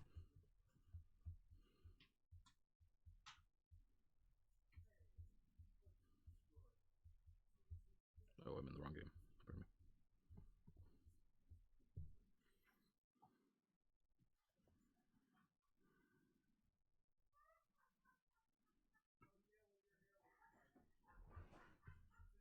Well, I could have sworn I actually clicked it. Sorry. No worries. 1 second. I was in the wrong game entirely, so I just got here. I didn't even know you hadn't clicked it yet. Did that work? Did not go through. Again? Okay, hold on 1 sec. There we Oh, okay, so they all came through at once. Well, then That's that's a 25. first attempt, yes. Yes. Yeah, you see his eyes go wide. As you mentioned the quill. And he sort of and you see his hand go tense as he squeezes Tomas's hand. I understand that. I mean, obviously no one from the outside can understand the situation happening in the city, but as we understand it, you've all been locked in a bit of a torture maze yourself. Did this quill have anything to do with that? No. I guess I'm just impressed that stories of it have gotten out of here. Pirates. Yeah, sure. A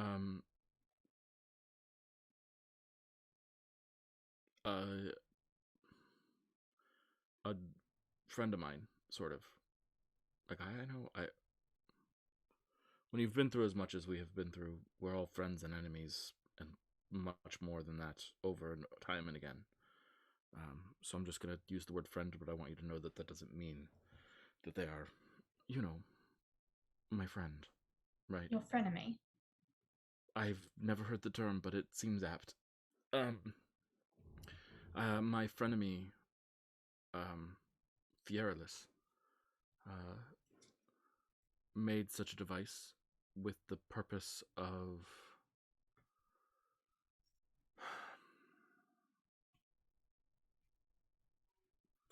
it's one of the most powerful tools he made. He's a brilliant smith, brilliant crafter. Long ago hid out in this very place. And well, he made it with a much darker purpose. He made it to communicate with the Black God of the Sea, and to cause the Black God of the Sea to control or take over everyone's mind. He failed because, well, a couple things, but one of them was certainly Lady Gianna Strega empowered the object with her own magic. And then Ogthith got his hands upon it. And he corrupted it. Not the object itself, it's usable still, but it is, well, Ogthith is the problem that you have there. What does its use look like under corruption?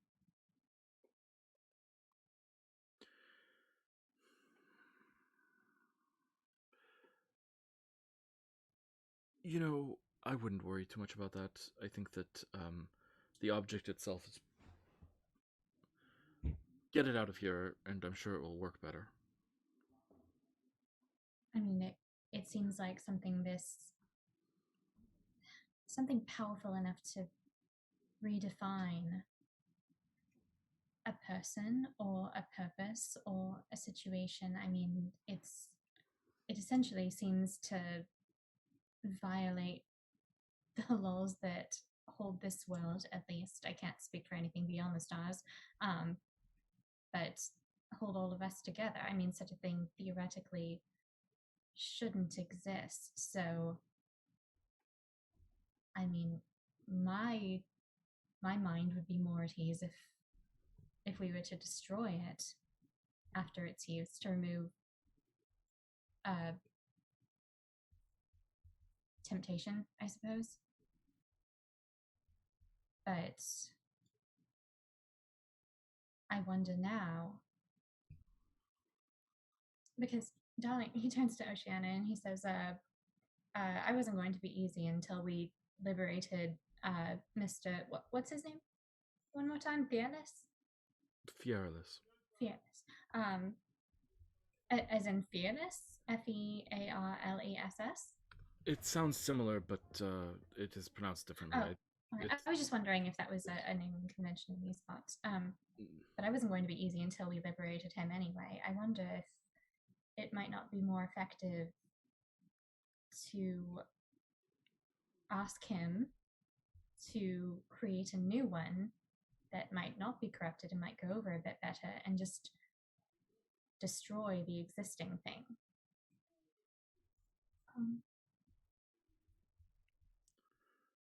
I'm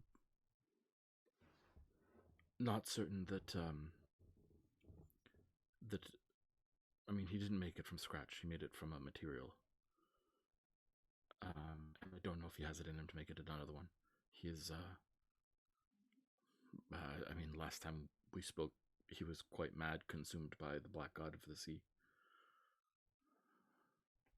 When you say the black god of the sea, do you know this entity by any other name? No. No. I mean, what is it? I'm sorry, where we come from, we don't really have such a term. Yeah, it doesn't surprise me that there's not terms for things on this side of the maelstrom outside the maelstrom. You know? It is a creature of immense hunger, a massive mouth that seeks to gape and devour the world. And has something like a metaphorical hook. Can put hooks in people and control them and cause them to aid it in its quest. It's not related to the maelstrom at all, is it? I have no idea. Hmm.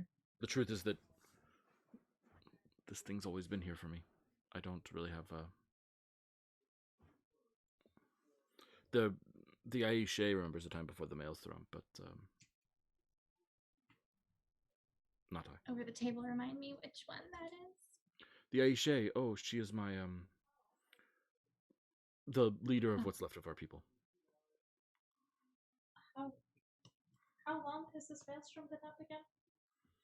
From your guys' perspective, about 200 years. I'll ask him how. I don't know if time works differently here. How long has this maelstrom been up for you?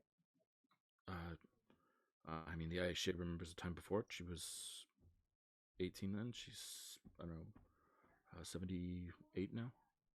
Oh. Does that vibe with what we know about the maelstrom? No, that would be much shorter. Oh. Yeah, things might have changed a little bit. It's been a lot longer on our end. I have no ties to the outside world. No memories of it. This is the only life I've known.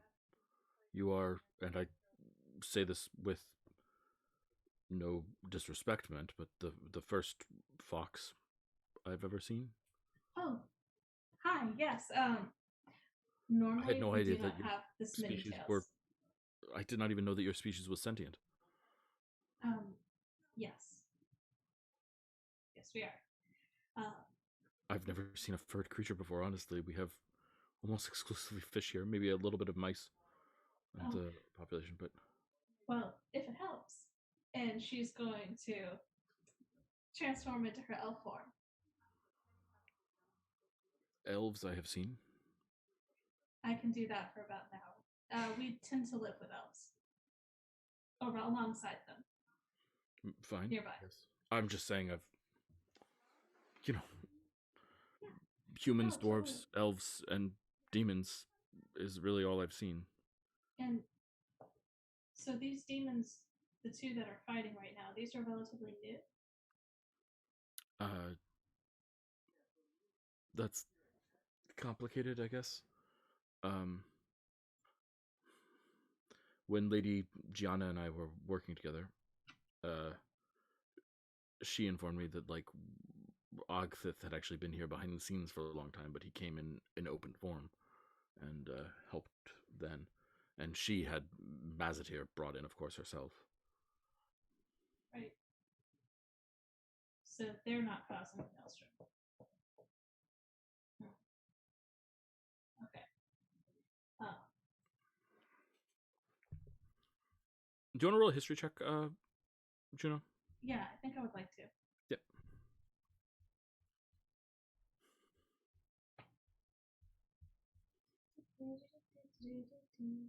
Here's history. That's a natural 20. Mm-hmm. Yeah, so there's rumors in history that the former queen of the empire, back when the empire was still a thing, in her descent and sort of losing control of the empire gradually over time, there were many reasons for this, and a lot of them. But one of the things that she's rumored to have done is that she's rumored to have sold Caprina to demons in order to extend her life. Right. Well,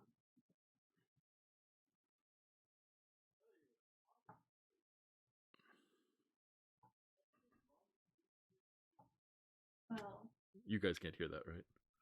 No? Good, okay. no. My brother is talking my mother into making chocolate mousse. Nice. Very loudly and very excitedly. Okay, maybe he'll get advantage. Oh gosh. So, no, as opposed to Fur, your people seem to have evolved in a different direction. How is it that a lot of you can breathe underwater without any magical assistance? We cannot. Back when the Maelstrom was new, the nobles decided that they wanted to build something nice, so they hired people to make glass towers, inverted towers that go down, and glass walkways. It's quite lovely when you go down there. You said that my magic was different. Your magic is different from, say, what Straga's magic would be. Mine? No. Gianna you were and using powder. I. I mean, you were using the powder, you saw the aura. Sure, but it's aura reading, it's not magic. Well, that looked like. How is that not magic? It is just a skill. You don't even need the gift to do aura reading. You just need, like, the powder and... I mean, training. A little bit of practice. That... Juno's like, that's very interesting. And she's just like, unknowingly reaching for her notebook, for her 3-ring binder. So there are not many magic users among you? No. It is not very common. Every once in a while we'll get someone who will try something, and to mixed degrees of success, usually madness, death, or corruption. Even the most skilled magic user I've ever met in my entire life was Lady Gianna, and she felt a corruption herself and became a shadow. That's very interesting, Lady Gianna. And would I be correct in assuming that the nobility generally tend to have better luck with casting spells? They would have more knowledge, more resources. People. Oh no, not at all. Okay. They stole it from us. It was our magic. Oh. No, that's sorry. I must have misspoken. That's kind of what I was getting at. Oh, yes. No, it's my people. We are the ones that. The Aisha can still cast spells. She can shape the world. Oh.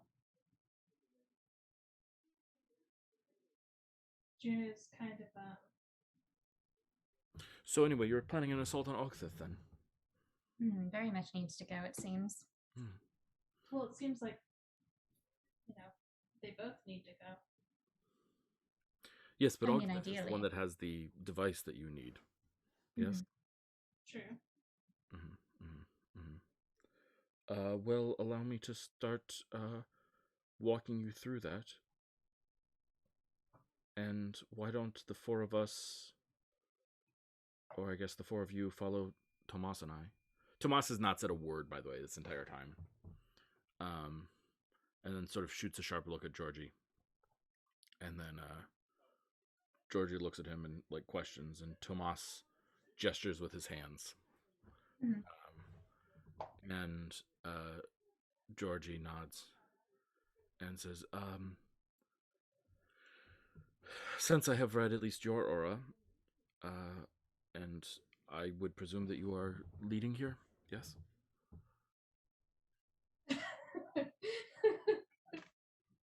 Juno's like, oh, am I? Am I? Okay. Actually, she'll look back at Kaz for support. I'm sure Kaz gives you support. Like,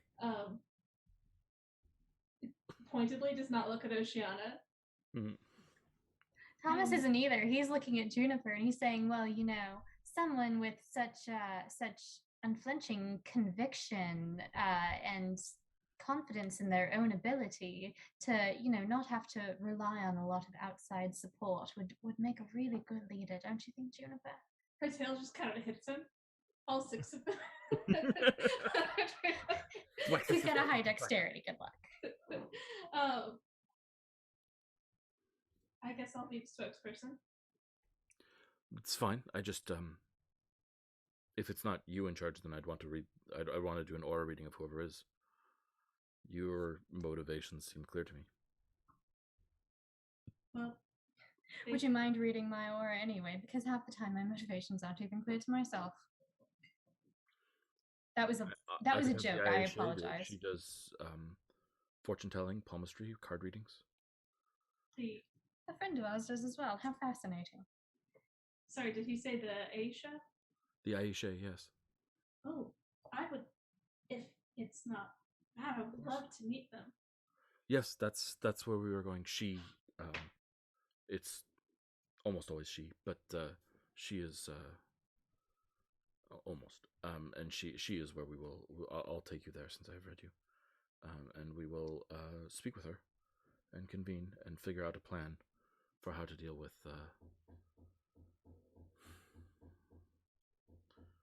how to distract Ogthith long enough for you to get what you need, and what it will cost you. Yeah,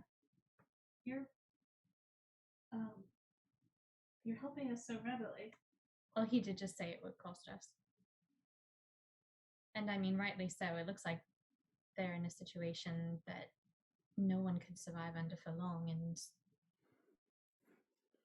I mean, our city just went through a bit of a natural disaster, followed by a bit of a plague, followed by a couple of other mishaps. So I won't say that disaster relief is too far from our minds at any given point. But even if we were not exchanging favors, so to speak, and respecting that you will, of course, tell us only what you want us to know, and we do respect that your situation here is precarious. We would want to offer to help as much as we can. Yes. The gods play dice. Come. And off you go. Let's go check in with someone. Really quickly, was Mercury able to find them? Oh, yes. Okay. I'll return him to you at the beginning of the next scene. Thank you for the reminder. Solomon, how you doing?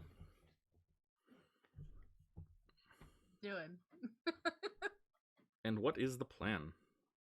I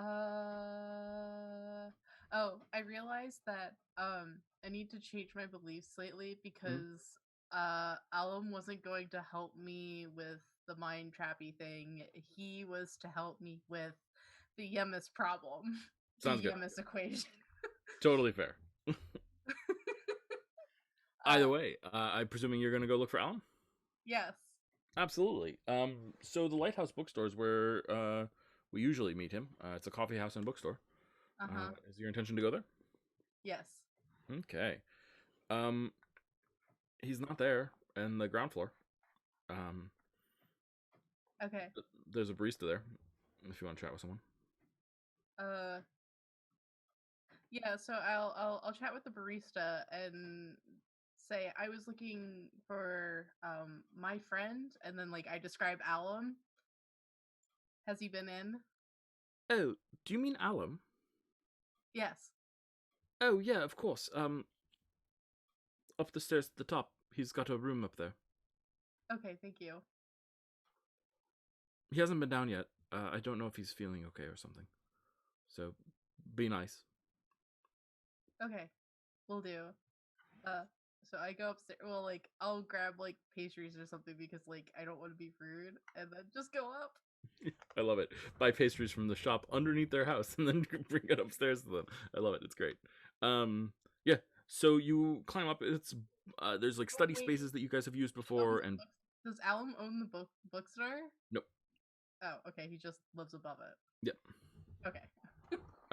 Definitely no. Yeah. There's study spaces. There's books. There's things like that, and you get up to the top, and you see that there's like a ladder that goes up to a trap door. Okay. So like I cast Mage Hand and knock because I'm not climbing up there with an armful of pastries. Mhm. Yes. Uh, Who is it? a friend, Sawin. Do you mind if I have a word with you? Juno's friend? Yes. Sure. And the trapdoor flops open and he looks at your mage hand and he says, "Oh, hello, mage hand. Oh, I yeah. saw one. I got breakfast. Oh, thank you. Looks delicious. Come on in. All right, cool. I'll go in. Yeah. What's your passive perception? My passive. He's not very. My boy's not very bright. He's got a 13. Mm-hmm. Mm-hmm. Yeah. So there's a fair number of boxes in this room. Lots of books scattered around. Various sorts of things. What do you mean by boxes? Like Like cardboard he's boxes. looking up? Cardboard boxes and crates and things like that. Okay. For what was your question? Sorry, I spoke. Oh, like as if he was packing up. Seems like a not bad guess. Okay.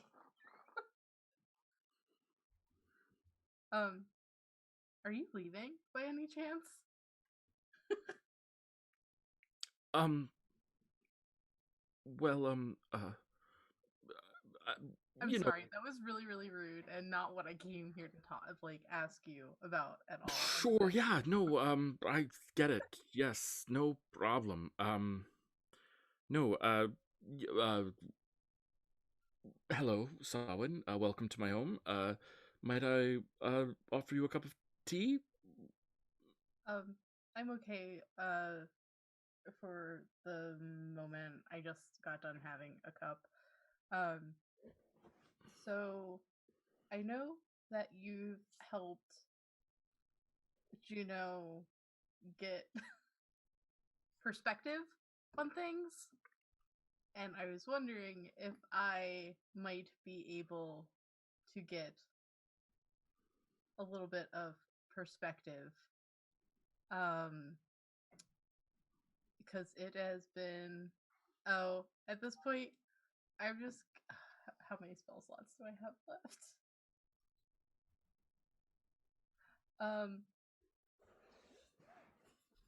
I'm just gonna cast tongues on Alan because again, I really don't trust anywhere. Mhm.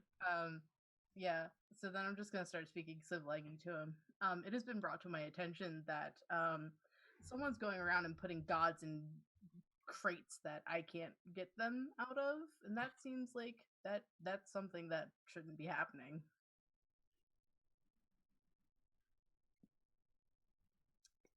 This is an unusual spell. I am now speaking a language I did not know before. Tongues, yes?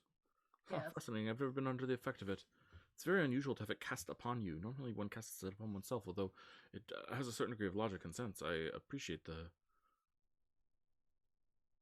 So you're here asking for assistance? Or at least a point in the right direction as to where I can find my answer, because I don't really know where to look. And as you could probably tell, I am like, even with me being the souped up version that I am currently, because like Alum knows, right? There's no way that Alum doesn't Yes. know. Alum Okay. We can't seem to, between the two of us, we can't seem to solve the issue.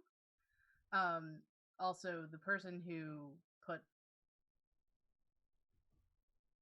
the god in the boxes has business with the Kraken, and they're trying to outdo each other with who can cause more destruction. And you know, I kind of like S2E15, and I love Racy. Me too. And I don't want anything bad to happen to anybody. I understand.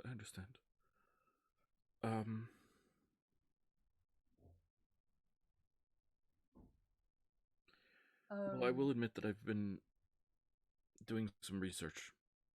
And he sort of gestures to the table.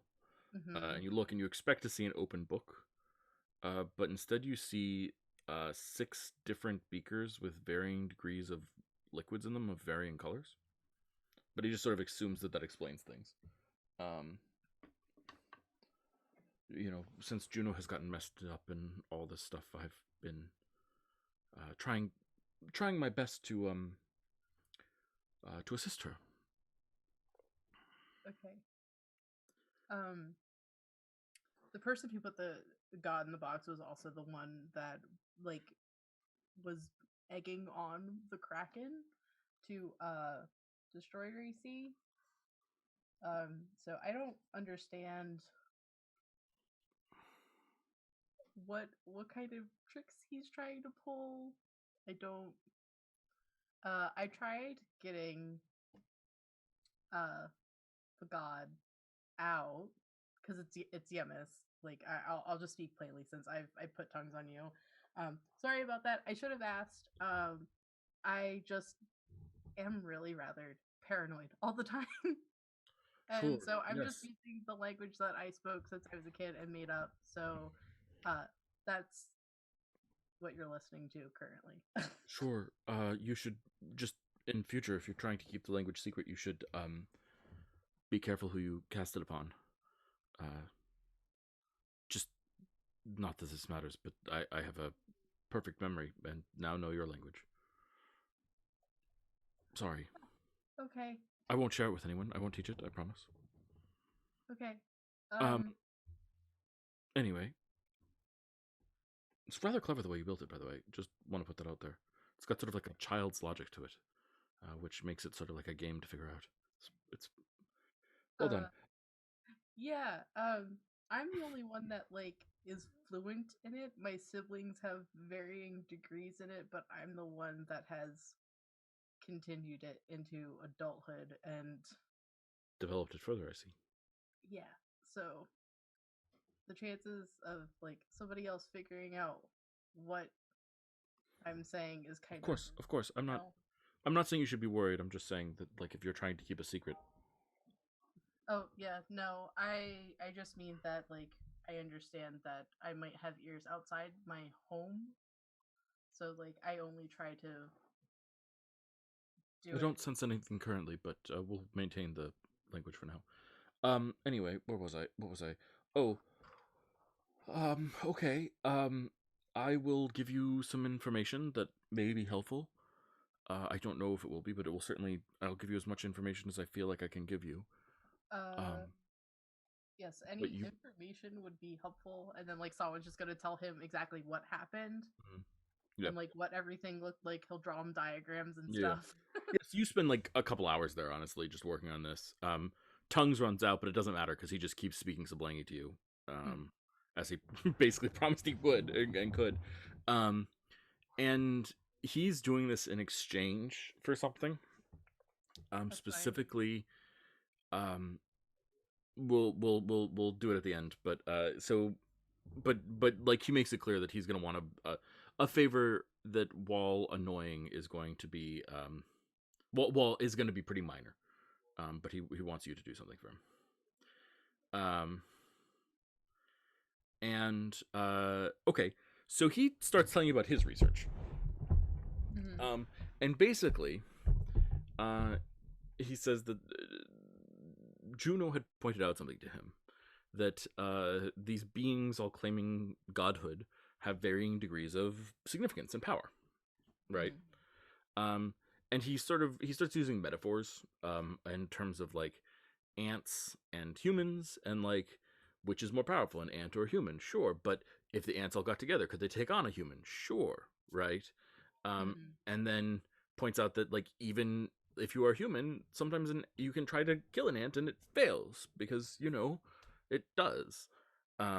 And like they can like they crawl around, and like certainly there's other insects like various bugs that have sharp stingers or poisonous arrows or whatever that you can actually cause real pain to these things. So he basically says that there's like an order of magnitude thing going Hmm. on. And as far as he's been able to determine so far, there are like he points out that like when you're a child and a human and you're playing with like toys, you feel like a god among the toys. And sometimes humans will even say, I'm a god, and like a 4-year-old child or whatever. And he points out that you've probably seen this. And but he points out that like the human is not a god. The human just believes it is a god in that moment. Um and is very fond of saying that he says like godhood is something that people claim to, and they'll define it differently based on what actual criteria of their power adheres to. And so there's a sort of different meaning. And he basically says, so I've created a system, a classification system. Um, Hmm. that's really the best I got for you. But what it is a classification system. And so far, I've been able to basically deduce 9 ranks of deification. Oh, like, and then I'm just gonna like parrot back what what's their name said to me when Mm, I talked with Tiss. yeah. Is it that same level of magnitude? Yes, that's exactly it. How did I know? The research sort of implies a secret 10th level of magnitude, but I haven't found any evidence of it yet. So, Oh. I don't want to pretend that that's there yet. Anyway, so he starts talking about this, and basically, what he points out is that like something lower on the magnitude scale can easily hurt something above them on the magnitude scale, if it's within enough ranks, quote unquote. But that it wouldn't like but like so like you could hurt it, but imprisoning is a whole different thing. And so to imprison something, you need access to something much higher on the magnitude scale, and you need a portion of it to actually cause the imprisonment, right? So if we have a class 4 being, like you could imprison it if you had access to a portion of a class 6 being, and that would be hard. A class 7 being would be much easier. So imprisoning power is really hard, is really what he's going for. Power wants to be used. Power wants to be moved around. Okay. And so this, whatever this fishbowl is, we need to like, if you can crack it even the slightest bit, if you can find that the equivalent of a wasp sting into it, then almost certainly it will break under the strain of the pressure of keeping Yemis. Okay. Um. So then, uh, if we're talking hypotheticals and us those apologies in advance, uh, what would you rank Osthos, the ancient god of Priam?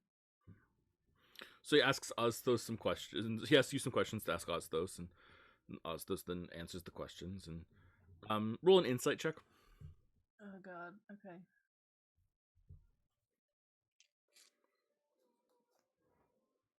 17. Yeah, Osthos seems to be telling the truth. Okay.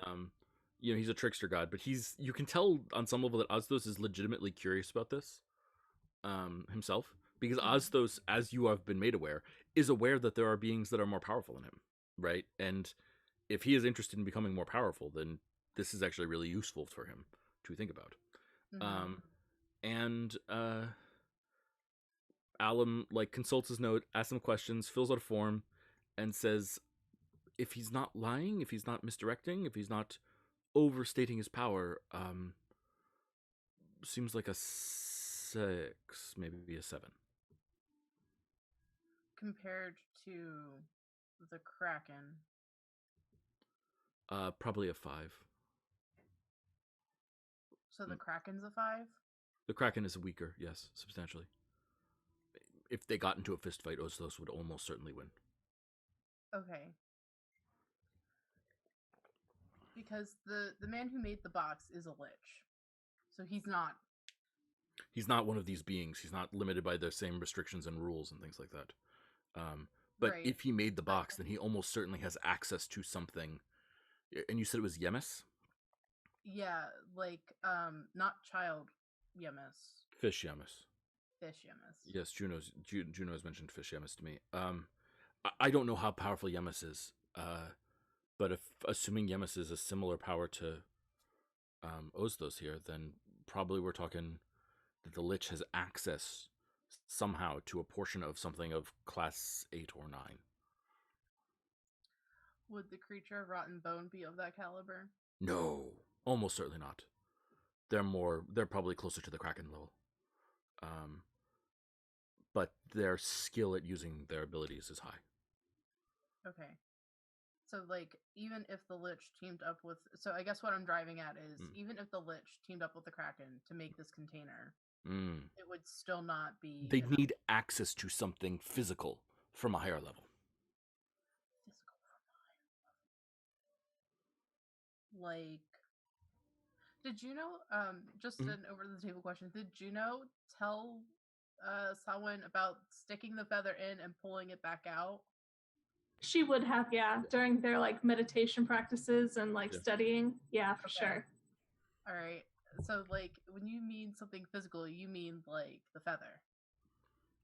Yes, that's a perfect example, but and pardon me for revealing this, Osthos, I promise I'm not revealing anything about you, but even these higher beings, they have a physical form on some level.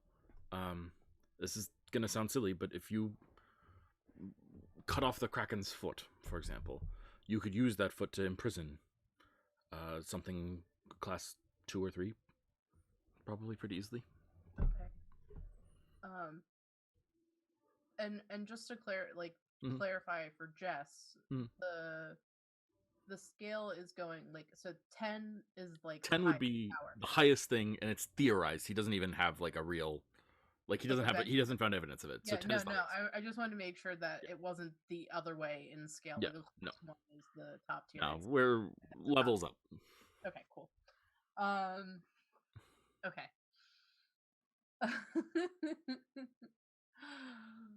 All right. I guess I should also mention that when I was trying to get Yemis out of the container, I was able to speak to a portion of Yemis for a little bit before Yemis died. I didn't really know what to do with the body I had, and I felt weird about leaving it, so I might have eaten it. That's interesting. That Have you noticed any changes, magical changes? No, not really. Have you tried to tap into it?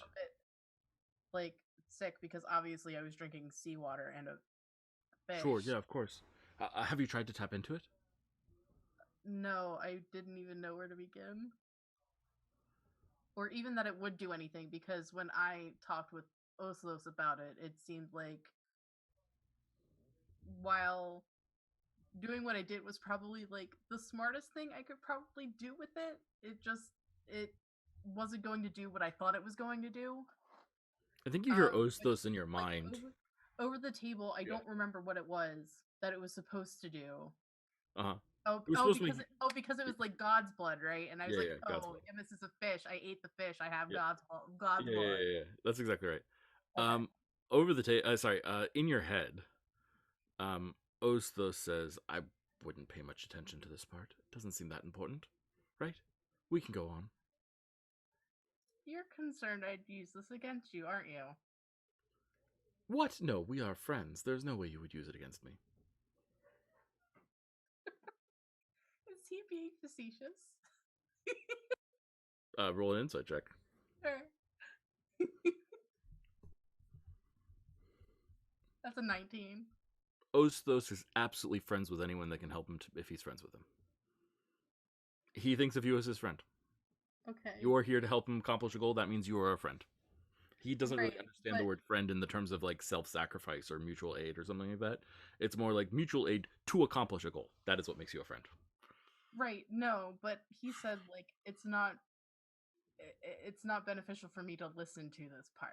Yeah, I mean, Like, no, I'm he's trying to figure out totally... if he's like really worried that like if I get it into my head to use He it doesn't again. want you. He doesn't want you to know about eating gods. Yes, he doesn't want you to know about consuming gods. I mean, I don't think I think like over the table personally, I can only think of one god someone really wants to eat, and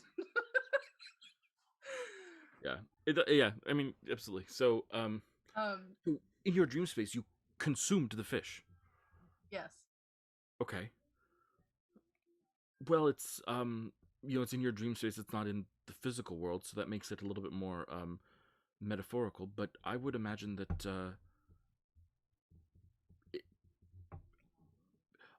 if you meditated, cleared your mind, and focused, especially with um a soul as open as yours, you might be able to accomplish something that you wouldn't otherwise think you could accomplish. like getting Yemis out It's certainly possible. without injuring Yemis, because that's the important part.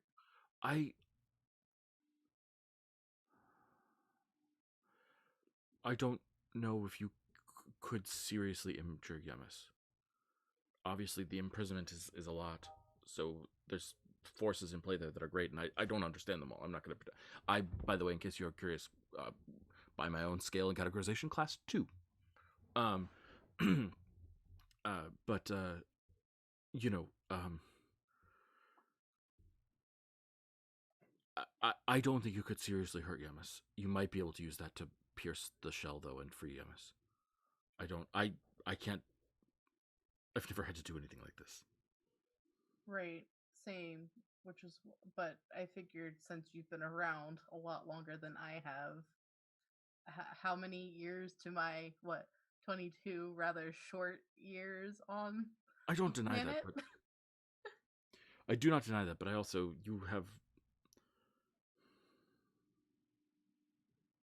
I don't normally deal with things like this. It's only because of Juno that I'm interested in this at all. Okay, noted. Um, because I don't know like what like the um the Pale One's intent is with Yemis. So like the sooner I can like put a stick in his bicycle spoke, like I'm going to do it. Sounds like a good plan. Okay.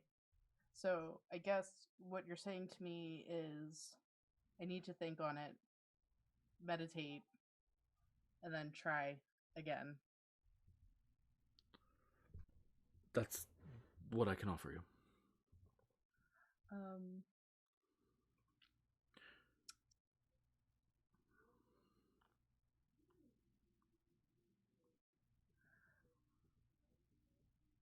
So, like, in the dream space, I can make things.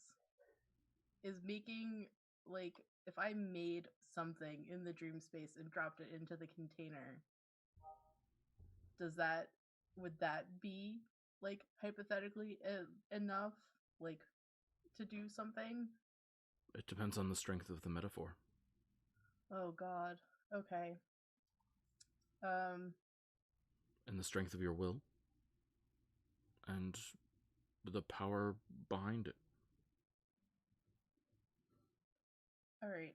Well, I have some ideas. I'm gonna work on it. Thank you for your counsel. I really appreciate it. A moment more of your time, if you please. Yeah, not at all.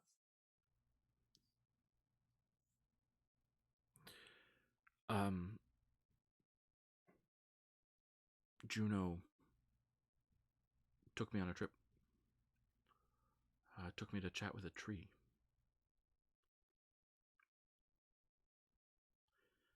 And the tree reminded me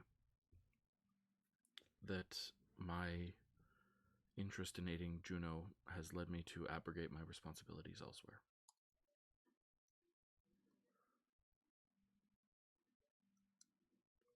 It told me I have to leave. At least for a while. I don't know how long. Could you, And he hands you an envelope. Could you give this to Juno when she returns? Of course. Just because you have duties to do doesn't mean that you still cannot talk to each other. I can facilitate that if you'd like. It would not be appropriate. The laws that bind me forbid it.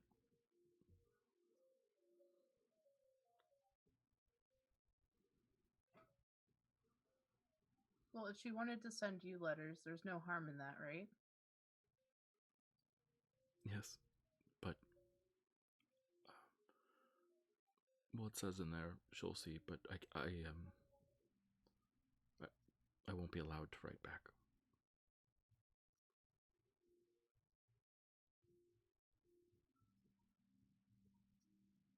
Well, I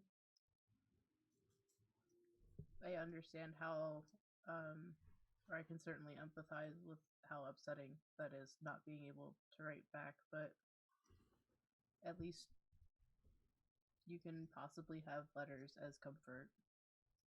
It would be amazing. In the meantime.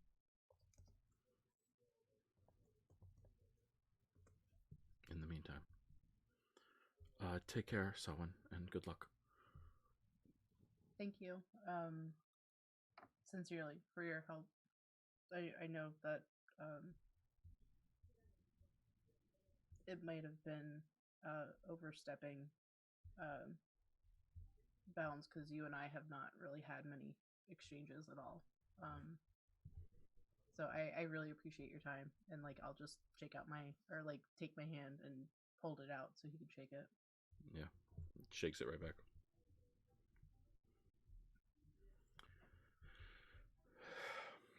And he nods. And we will cut there and go back to Caprina. Twist the knife in my heart, why don't you? Well, you're not even there to experience it. I know. Oh. Oh, God. Okay, back to Caprina. So, Georgie and Tomas lead you to a warehouse. They go through mostly side streets. And they get to the warehouse, and Georgie just sort of calmly walks in a side door. There's people at the front, but there's no one at the side door. And he walks in, and he walks forward, and has you guys join him, and speaks to some people. And you see some people who are armed in various ways, just sort of glance at you and look you over and look you up and down. And one of them comes forward and looks at you guys and says, "You are outsiders? You have access to Yes. To what? magic. Yes. We will stop it if you do anything that is inappropriate. We will protect the Aishe, and if that means killing you, we will not hesitate. Oh, I wouldn't be inappropriate. This very muscular person just nods at you, and turns around. He's got like cool tattoos, including like a red lightning bolt that goes over his shoulder and down his chest. He's Does not that wearing look like a magical tattoo? roll an Arcana check.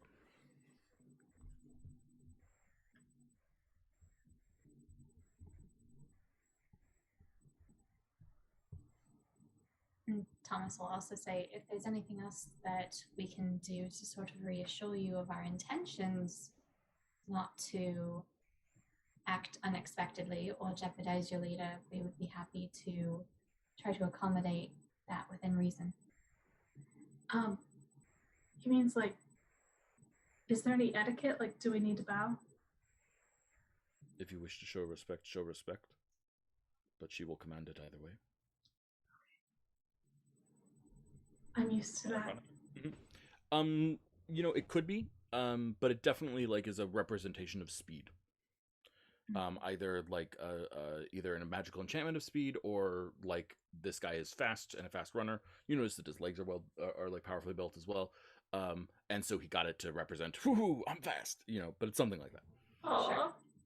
Yeah. Betty. Okay. Hey, cardio sex, I'd be proud. Thomas, you enter this room and you see like a carpet, like a large square red carpet, and curtains sort of on three sides. The floor itself is sort of this deeply uncomfortable metal, but the carpet looks relatively nice. And sitting in the front of this semicircle, or this semi-square, semi-rectangle, is a relatively young woman sitting cross-legged, and wearing fair number of garments of like sort of religious significance, it seems to you, and with some paints on her in various positions, and something drawn around her arm. And then there are along the sides like a bunch of old people, basically, who are sitting. And Georgie walks forward and speaks quietly with the woman. The woman sort of looks at him and nods. You notice that Tomas has not entered. And Georgie returns to you guys and says, "This is the Aishe. Speak truthfully to her." She's the one who looks younger? Mhm. It's funny you should say that, because I forgot to mention at the beginning of this that Thomas is wearing his 40-something-year-old appearance right now. Okay. Yeah, so she looks like she's probably about 30-ish, maybe 28. Pretty, let's say she looks really young for someone who's supposedly 78. Cool. Wouldn't know anything about that. Your Grace, I'm Thomas Dagmar of Racy. This is Juniper, an accomplished wizard, and of course, this is Kazan and Captain Damaris at the carving there. What are you hiding from us, Captain Damaris?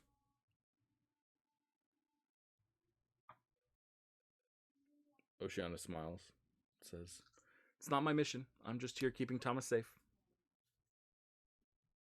She squints. "Very well. Mr. Dagmar?"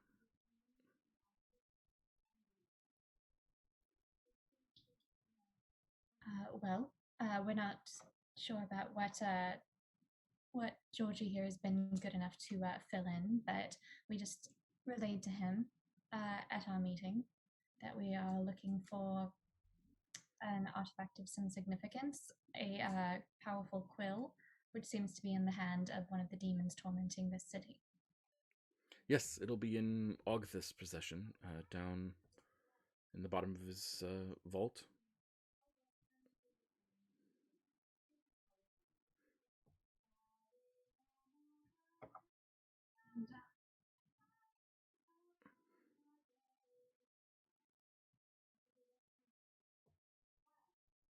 Oh gosh, my brain turned off, y'all. Sorry. It's okay. I have questions too. And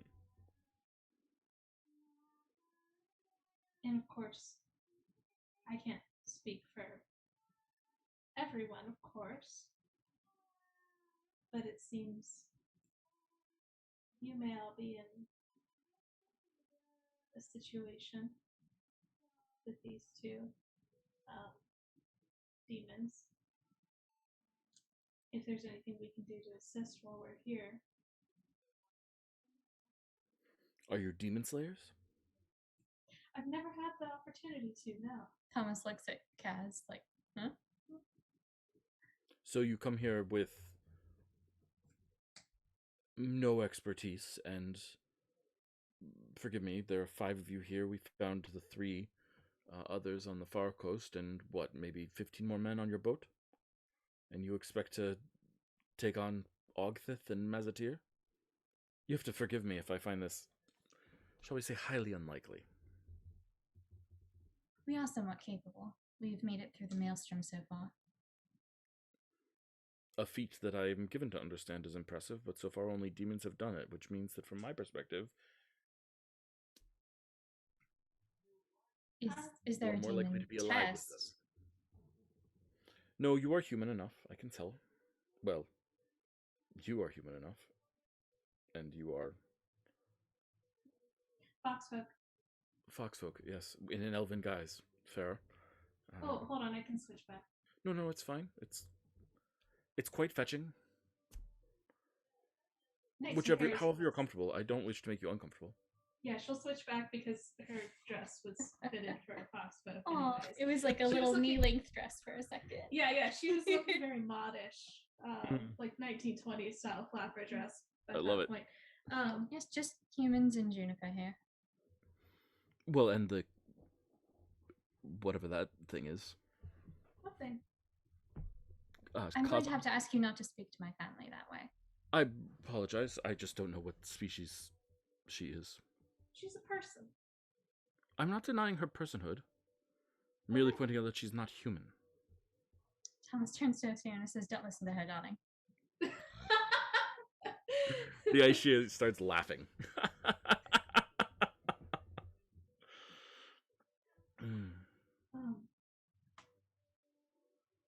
Now, I did have a question of a somewhat personal nature. I hope you don't... I may be overstepping, but unfortunately I don't know the rules of etiquette here. You wouldn't be expected to know the rules of etiquette. That's good to know. As he mentioned, I can do some magic. I know that magic's a little different here. While I was outside of the maelstrom, I was able to kind of figure out what's called the magic of intent somewhat on my own, by accident. The old magics. Yes. Yes. I don't know if that's the same kind of magic that you use. Sure. Was that wrong of me to do? Because Georgie mentioned that your magic had been stolen by other people. And if that's the case... Oh, you speak of... It's not that Georgie misspoke. Georgie spoke hyper-accurately, not broadly. The magic of intent does not belong to any people. Or any person. It belongs to whoever can cast it. The Aisha of the tribe has always been able to cast it. But, no. It is not ours. Rather, the Strega family, many generations ago, shall we say, kidnapped someone who could do it, and brought them into their family, shall we say, so that they could maintain it. Because horrible people. I hate that woman. So it's biological? It's difficult to say. It's metaphorical.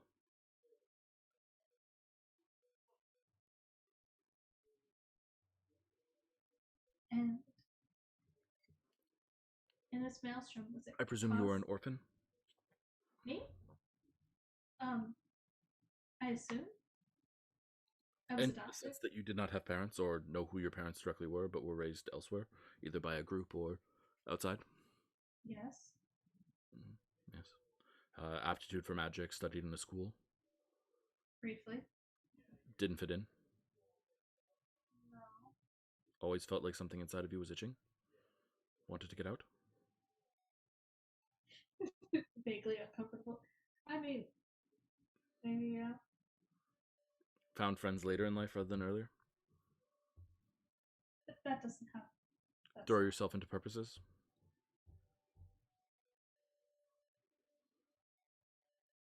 Are you? You have causes, things you believe in. Yes, everybody does. Do they? She smiles. No, Everyone it is believes in yours. something. At no point is this anything that you could have possibly stolen from any of us. Okay. I just wanted to make sure it wasn't horribly disrespectful. While there are many ceremonies we stand upon here, we do not stand upon the need of others to adhere to our practices, not when they could not possibly know them. If you choose to learn our ways and offer respect through them, well then, great. But no, nothing you have done is wrong. What a fascinatingly specific profile. So what? You said, what a fascinatingly specific profile. Yeah, are you able to look into people's minds? Am I able to? Sure, but I didn't. You just could tell. It. The magic pops up in certain sorts, not exclusively, but there are certain commonalities.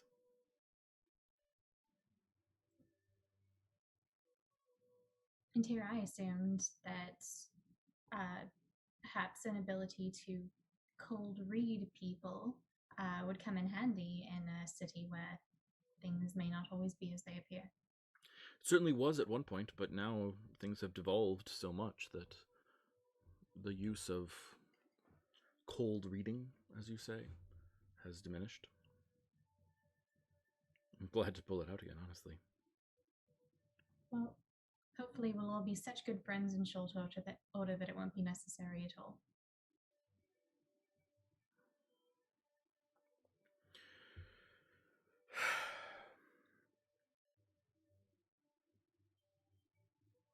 Are you really interested in retrieving this thing, this quill?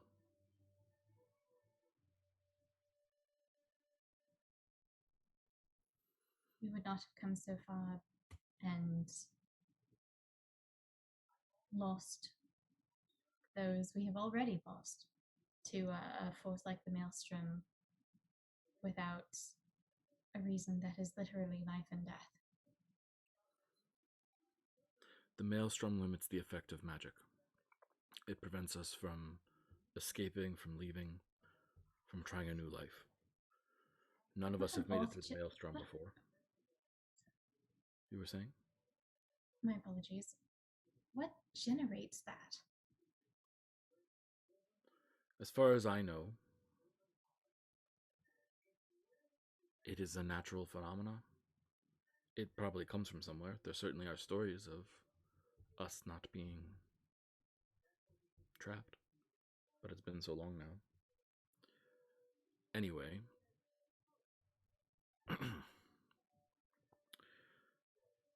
my price, really our price,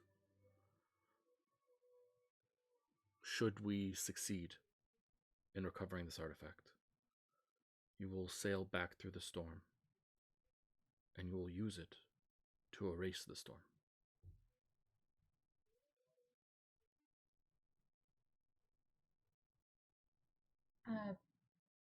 Point of order, could we not erase the storm and then negate any reason to sail through it? Its magic will be limited inside of here.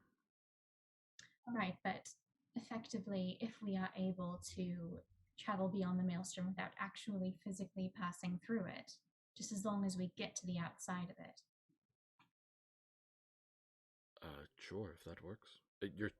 I'm confused. You're saying that you can leave the maelstrom without sailing? we're open to creative solutions. Ah, yes, that should be fine. That doesn't need to travel through the maelstrom directly itself or anything like that. I mean, honestly, everything we've discussed so far, the raid on the demons that plague this place, the elimination of the maelstrom, sounds quite in line with what we already had in mind. I mean, as I'm ashamed to admit it, although I embarked on this journey acknowledging that it might have been necessary to slip in and out as quickly as possible and have to return to address matters here. It's a bit of a relief that, at least on my conscience, not on the forces that we're going to have to deal with, that we may be able to address the injustices here anyways. Whether we succeed or not against the demons, if we can grab this and escape, it is worth it if we can erase the storm. It has been a blight upon my people for many years.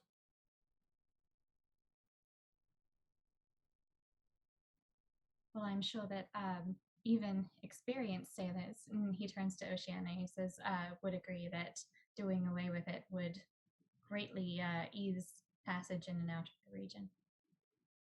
Yeah, seems like a plan to me.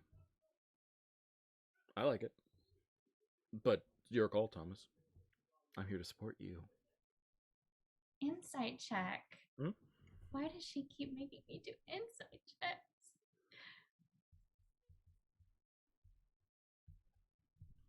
I'm going to roll secretly. I know. Does everything secretly. That's not true. I do practically nothing secretly. No, she does. Oh, yeah, that's true.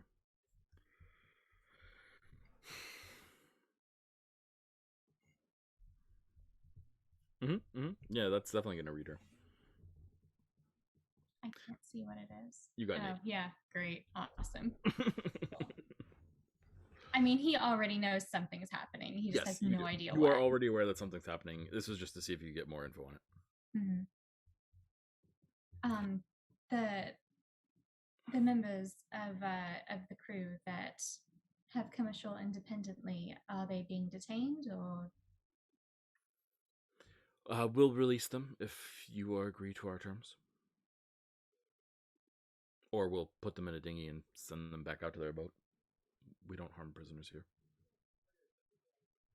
I think this is something that we certainly want to agree to. It sounds like a good cause and something that dearly needs to happen. I just think before we absolutely say yes, we need as much information as you have on what we're likely to encounter in the pursuit of this. Sorry? I cannot agree to that. It might behoove yourself to be more convenient. You might find it more convenient to get all this information than leave here and go speak with Ogthith and offer a trade that he might find valuable. I mean, Judah's going to speak up a little, be like, well, considering people have betrayed them in the past. That's understandable. I just want to make sure that we don't agree to this and then, oh, oops, a vital step is that, we have to sacrifice someone and drain them of their blood or something repugnant like that. But, oh, it was conveniently left out. That sort of thing only empowers magic. It is almost never necessary.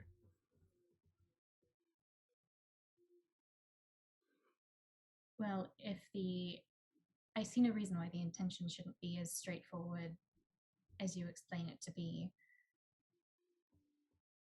If the rest of my group has no objections, we have a deal. I agree. Anything you say, Thomas. And she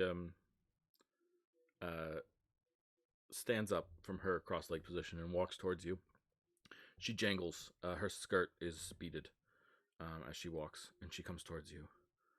and she holds out her hand, palm first, and places one palm on your right shoulder, Thomas, and her other palm she then extends and pushes on Juno's left shoulder, far below her. And she sort of looks expectantly, like you two will do the same. Oh. Yes. All right, I guess we each take a shoulder. Mm-hmm. And you feel as something warm comes over you. It starts in your arms, and then you see a brilliant, glowing light just encircle the arms that are connected to each other at this point. And then it sinks into you at the elbow. And then the Aishe looks at you both and says, "A deal has been made. Let us not break it." And I think at this point, Juno, your book is going to vibrate again.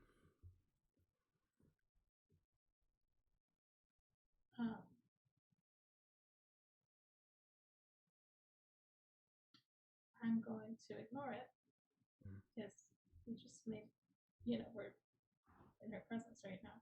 How loud is the vibration? It's not loud. It's actually a psychic vibration. Okay. It's the phone's on silent. Yeah. Darn.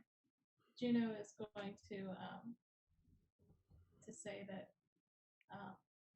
well, when this is all over and you're able to get out of the maelstrom, I would love to have you over for tea.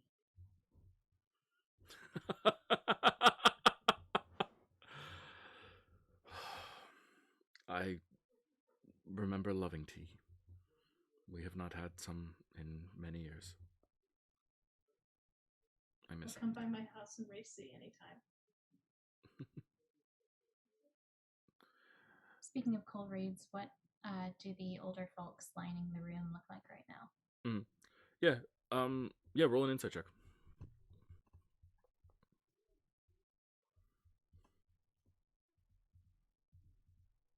Mm-hmm. 19. A lot of doubt, but also a lot of respect for the Aishe, right? Like they're not going to be critical of her. None of them. They're just like they're listening to this person very seriously. They nod sagely when she speaks. There's a lot of like, these guys aren't going to pull it off. But the deal was worded in such a way that like the attempt to pull it off and failure doesn't cause the Aishe any harm, so they're fine. There's doubt in you, but there's an understanding that like that having the Aishe like do this is like seems good. The Aishe seems capable, like might as well try. No harm in trying, right? Mm-hmm. So is Georgie still there among them? Yeah, Georgie is in a weird spot. He's sitting on the Aishe side. She's the only one who sits there besides him, but he's sitting on the floor in front of it, sort of where, like, to the right of her feet. Maybe he's her son?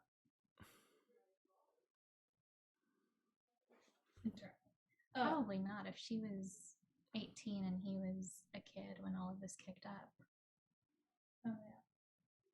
Oh, yeah. Yeah. Okay. And I think that is where we will call the episode, unless anyone has anything they want to do last. Yeah, what was Mercury up to? Oh, yeah. Mercury comes and reports to you privately and secretly. Honestly, if I can get a second where other people lead the conversation, I can just zone out and like proceed through him. Yeah, exactly. No, he comes back to you to report. And he tells you that the pirates were investigating the estate that has the guards. Okay, great. He'll bring that up later.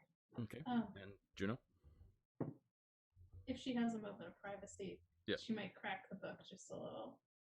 Yeah, there's a note written in there from Lady G, and she says, it says, "Do not trust the Aishe. She is a psychic vampire who eats souls." Oh. That's all it says. And that is where we will end the episode. I'm comfortable with that. Dang it. She said we had to dissipate the maelstrom. She didn't say that we had to allow her to pass through it. But what if she's not and it's just We're straight thinking up being- positively. I didn't say we're going to stake her. I said we can revisit that. Okay, let's go through this relatively quickly if we can, just to get some of those points out. This is the wrong one. This is the Devouring of Cabrina. The devouring of what now? Hmm? The devouring of what? Oh, sorry, I clicked on the wrong. Never mind. I'll tell you later. This is the Assassination of Primarch Magli. There we go. Here we Something go. got devoured. Did we learn something about Magli, his conspirators, or his servants? The answer to that is 100%. Thank you, Jess, because the answer is yes. We learned about different classifications of beings. We learned who they are. So, bam! Thank you, Jess. We got that point. I'll make a chart of classifications now that you guys have this information. And yes. some clues. Did you express your character's class, species, or background in a meaningful or impactful way? Please feel free to nominate each other. Anyone want to nominate someone?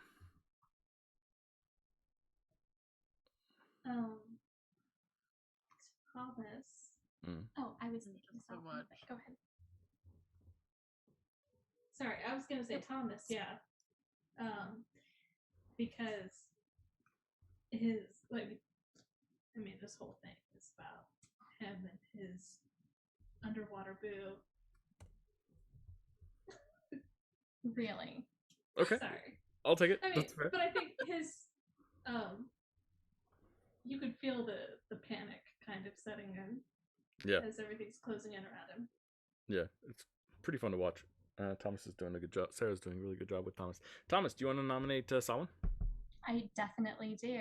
I think that Samhain is using his background with Siblangi very capably, but also I think that, and see, he did it without casting any spells too, but I love that as a bard, he's using like his influence and his way with people to really like lift up Ocean Swell and try to like improve his life in like a really cool way, and I really like that as a I bard. totally agree. I love it. And Samhain, do you want to nominate Juno?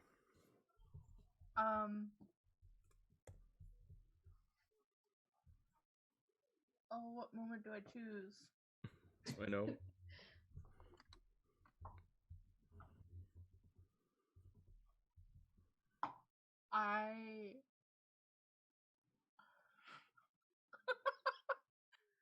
I guess the moment where Juno's like, one moment please.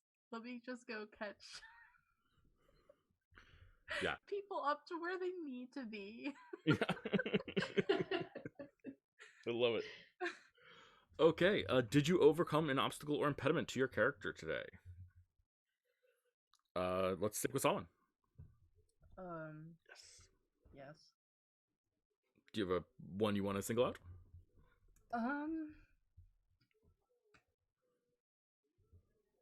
Well, I think it's nice that Samhain has leveled up his friendship or leveled up his relationship with Masha. I agree.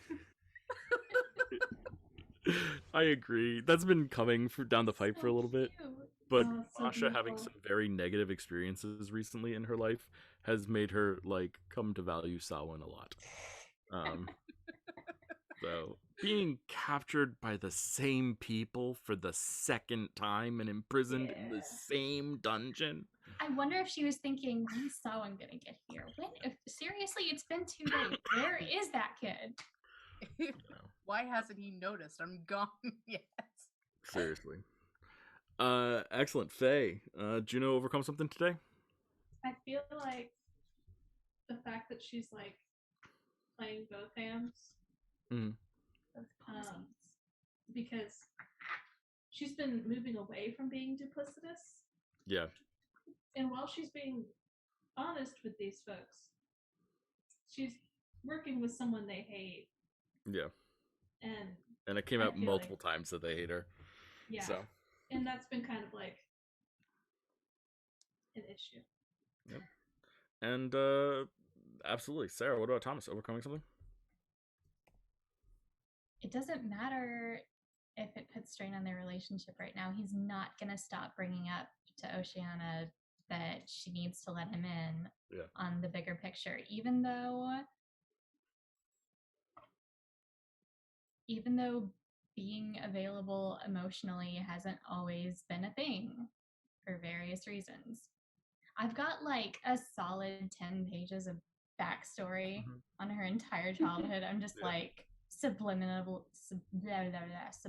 doodling on, and I'm just like, there's a lot of stuff that he hasn't approved of over the years that he's kept quiet about because he was afraid that if he and Fabian got into it, he might never see her again. And by that point, that wasn't an option for him. So he's used to keeping quiet about things, and now he's kind of having to address certain things for everyone's safety, not just for their relationship. Absolutely. Excellent. Sawin, did you work towards or accomplish a belief today? Yes. Work towards or accomplish? Well, I did talk to Alum about the problem, so I'm going to call it accomplishing. Yeah. I wouldn't say you solved the problems, but that's not what your belief was. Your belief was that you're going to work towards them, which I think is a good belief. Excellent. Juno. I think, work towards it a little bit by asking where the study is. But I feel like... Yeah. Partial. Yeah. Sarah, what about Thomas?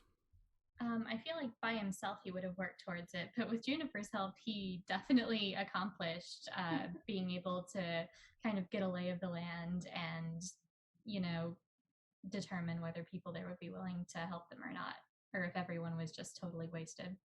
Yeah, I agree. making deals potential witches. Yeah, seems pretty good to me.